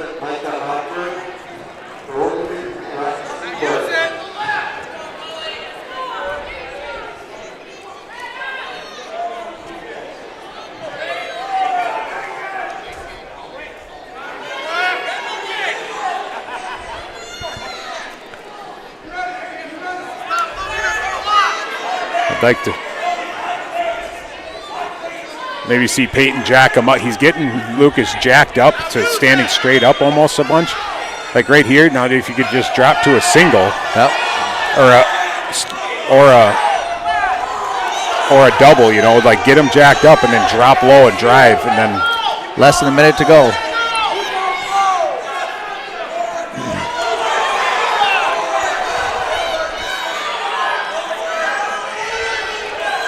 Both coaches yelling at the wrestlers. Yep, drive into him. Yep. Peyton keeps pushing him here. He's already got a stalling call. He's got to go, though. He's only got 34 seconds left to throw something. Got to push in something. Yep. There you go. Now step and trip. Yep. Step and trip right there. Oh. He just needs to shoot a takedown. At this point, the headlock hasn't worked for 2 minutes or for almost 3 full periods now. He's just got to go. He's just got to attack him, and he's going straight back. He's going to get called for stalling again.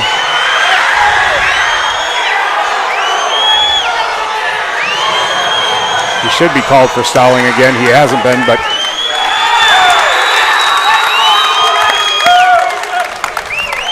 tough match, wrestled well by both. So one.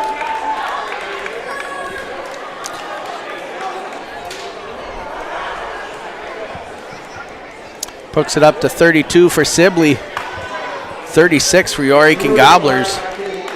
The Gobblers going to end up taking a forfeit. The Gobblers going to fall.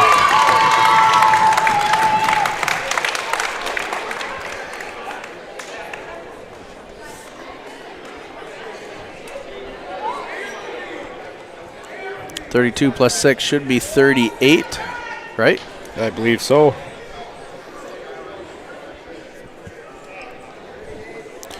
.38-36.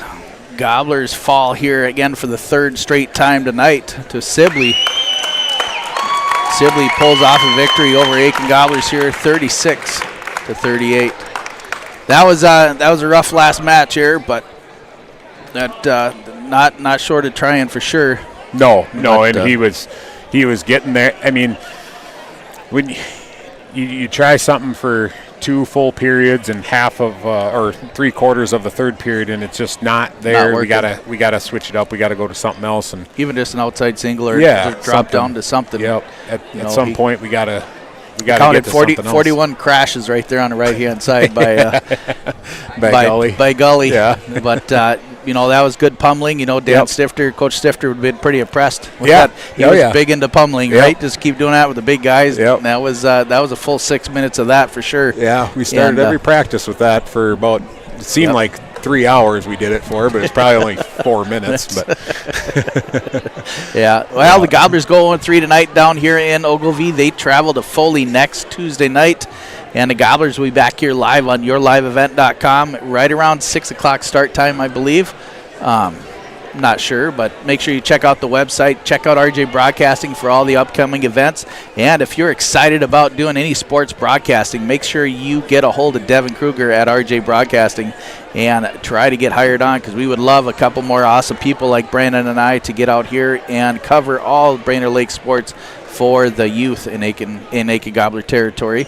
But Brainerd's looking for some, and a lot of Mille Lacs, all the local schools are looking for some coverage, a couple people to do that.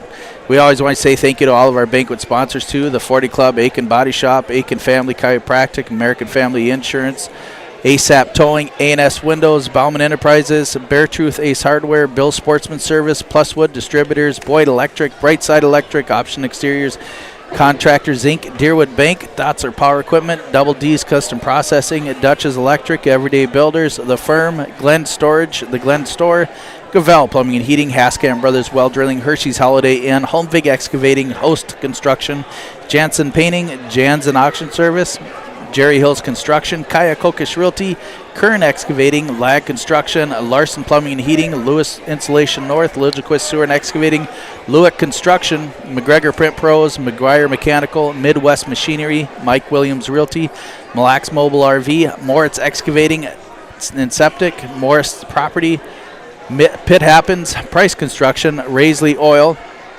River Oaks Dental, S&R Reinforcing, S&S Sport Fishing Charters, Security State Bank, Security State Insurance, Steve-O's, Stifters Mowing and Landscaping, The Joint, Timber Building Supply, Timber Lakes Septic Service, Tire Barn, TK Pools out of Otsego, and Trottersville Resort, along with the Cuyuna Fire Department, Palisade Fire Department, Pete Lowe, Ty Shadeen, and Tractor Supply.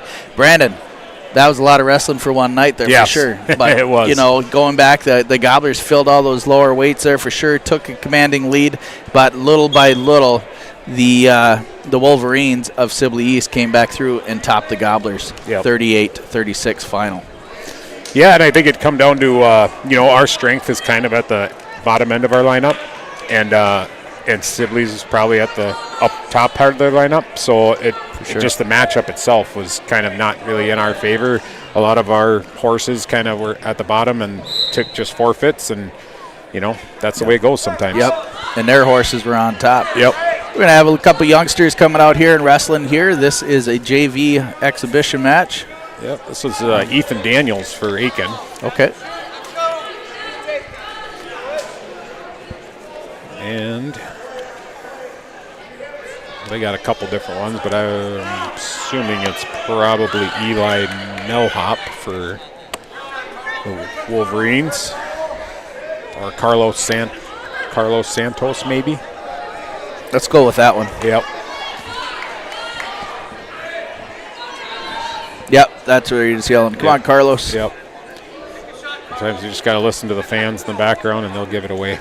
For sure.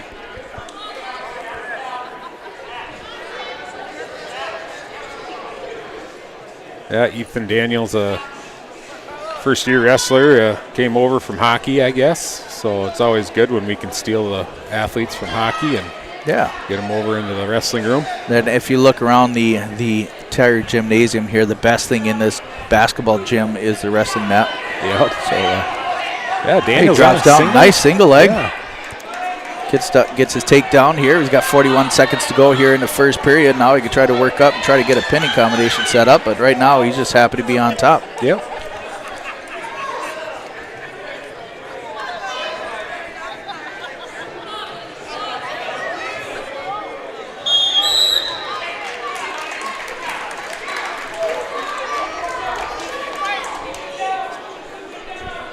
About 23 to go here in the first period for Ethan.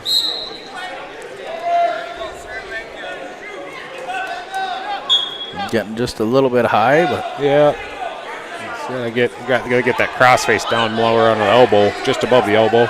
Yeah. Short amount of time to go here in the first. Love to see Coach Hills. He's still coaching like they're in the heavyweight match of a close duel, you know.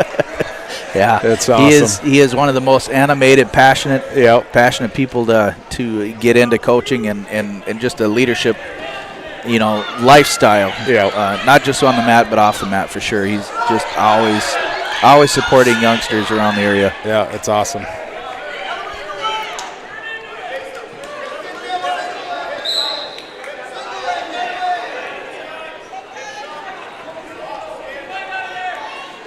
And I think a lot of it stems from, you see these kids come in and they're first-year kids. You just want so badly for them to have success. Yep. And you just want, and it's hard because you can't do it for them. You coach them, but ultimately it's them out there. And for sure.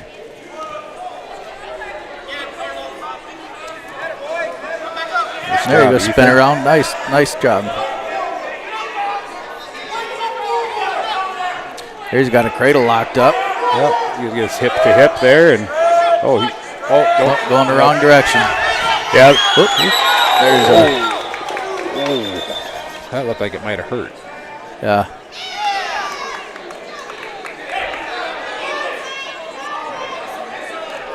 Yeah, that cradle attempt going over your back, that does work sometimes, but you got to make sure it's real tight and nice and locked up. Yep. 6-2 right now. Carlos trailing on top. Ethan does a good job getting that hand. Yep, now he's trying to clear his hips out. Yep, just put it, yep. And escape. Now he leads 7-1 with 58 seconds to go here in the second period. Yeah, just keep your hands inside there, Ethan. Just kind of don't reach too far.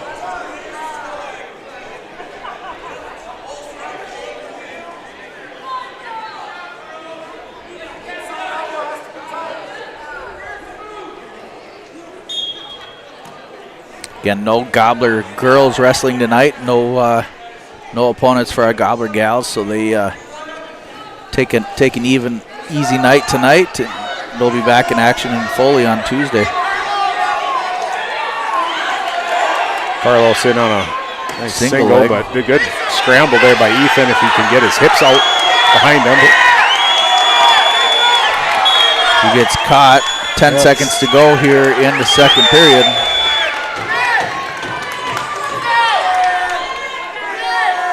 He's going to survive it. That's going to bring the score to 9-7. Carlos takes the lead here going into third period.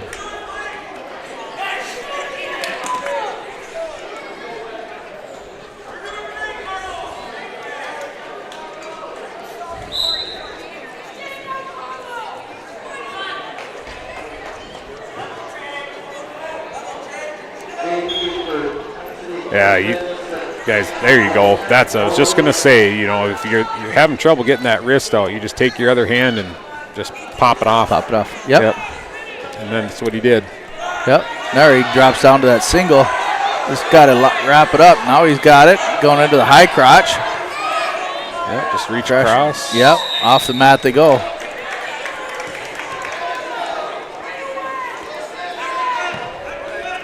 Post strike trying to tell him to change levels a little bit. Yep. Nice. There you go. Nice takedown there. Way to attack him back there, Ethan.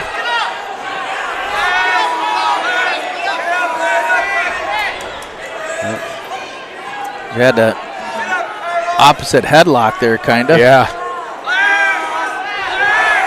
He's over the top of the other. Some of the Sibley fans wanting a clasp, but he's over the top of the arm, so not a clasp. For sure.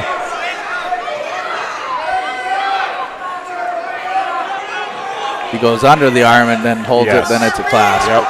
If you don't have an arm locked, like that one, that would be that's a clasp. Yep, that's a clasp. Yep.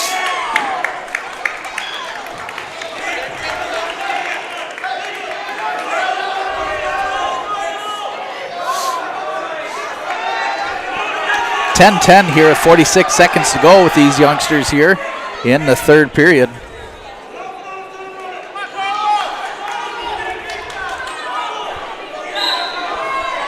So Ethan gives him the escape here. He just wants, he's going to go on his feet, and he says, I'm going to get the takedown. Yep. Just take that arm, pop that wrist, and go again. Yep.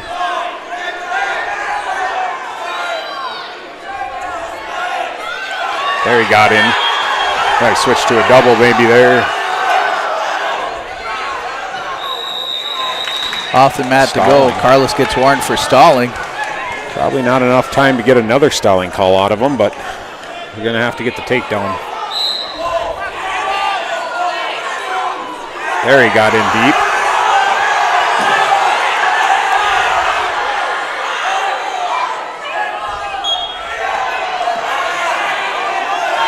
Come on, Ethan. 3 seconds left. Back trips him for 3, and he got it. Wow. What a buzzer beater. That was awesome right there. Yep. Good for him.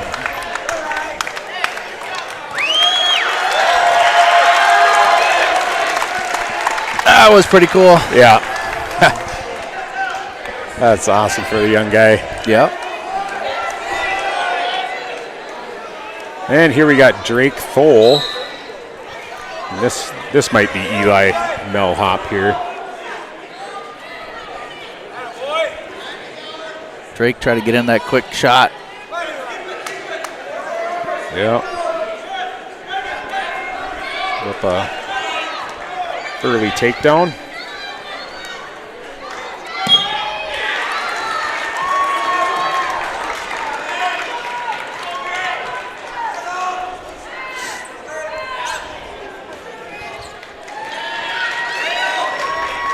Drake's been having a pretty good year wrestling on the JV level. He's roughly right around 12-2 or 12-3 or something like that, probably. Okay. Bunch of pins.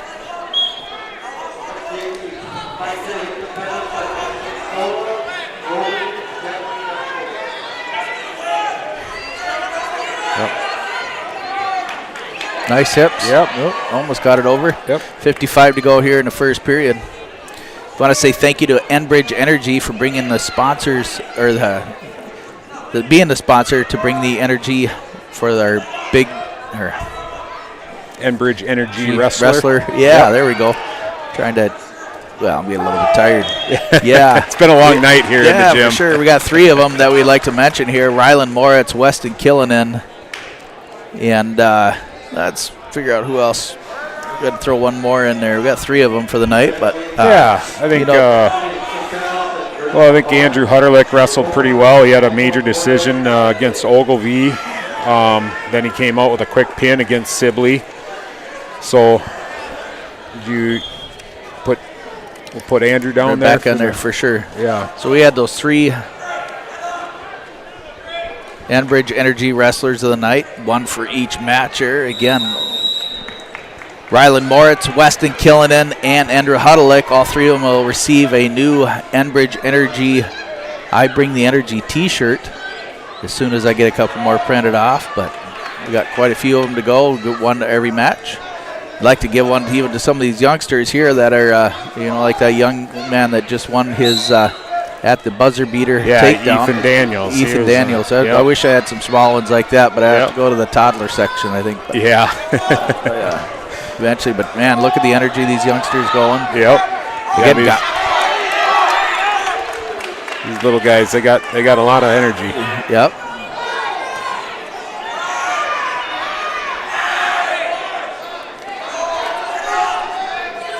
So this Eli Melhop here looks like he's about ready to trying to get out here, but Drake's driving into him, Drake's got to get his head probably popped out to a side here and pick a direction or elevate Eli over the top of his head.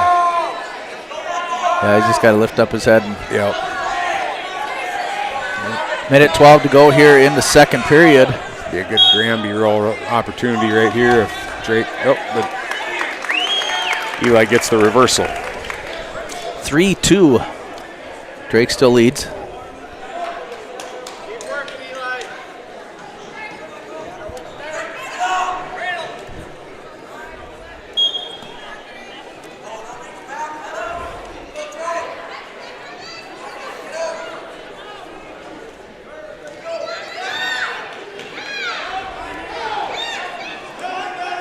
Well, Drake needs to get some motion going here. About 35 left in the second.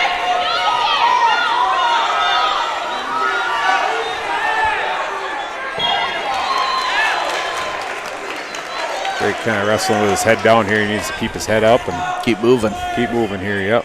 He's got that leg. If he could ready for a Granby there. Yep. If he could load him up, get that wrist that's around his belly on the left side. Right there. Now he's set right there. He's going to run out of time if he doesn't hit it, though. You post that elbow out in front of his head, try to, and then give yourself a leverage point to dump him over the top. Yep.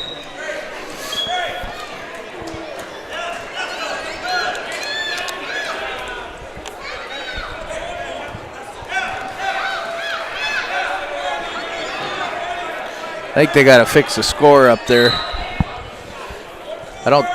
I thought it was 3-2. I think Drake may have given up the first takedown, so it might actually be 5-0.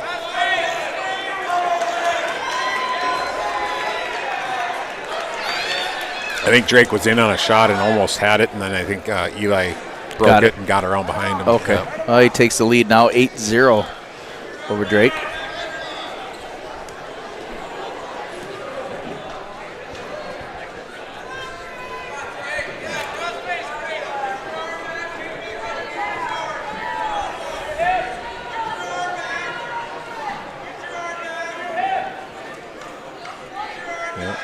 Drake can keep that arm, try to pull it over his head.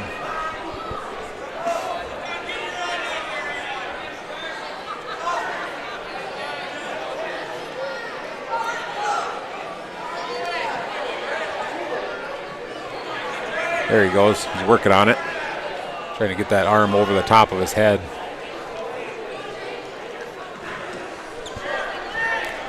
About 45 to go here in the third period. Drake's down 8-0 to Eli Melhop of Sibley East.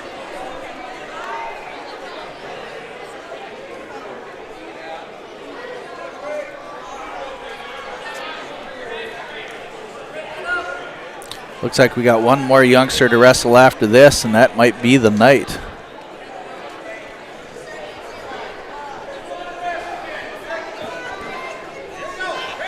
$15 to go here in the third. Short amount of time.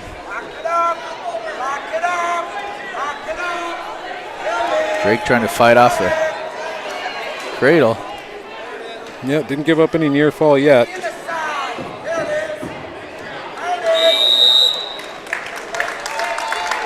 That'll be it. It'll be a major decision for him. 8-0. And we got Jeffrey Young coming up next.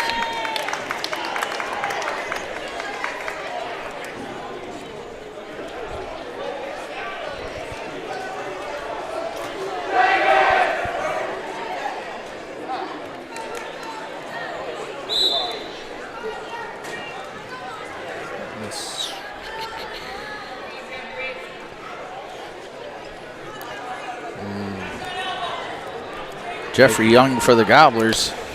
Yeah, I'm thinking it's maybe Marco Rangel. Marco Rangel? Maybe. Yep. He gets the headlock. Yep.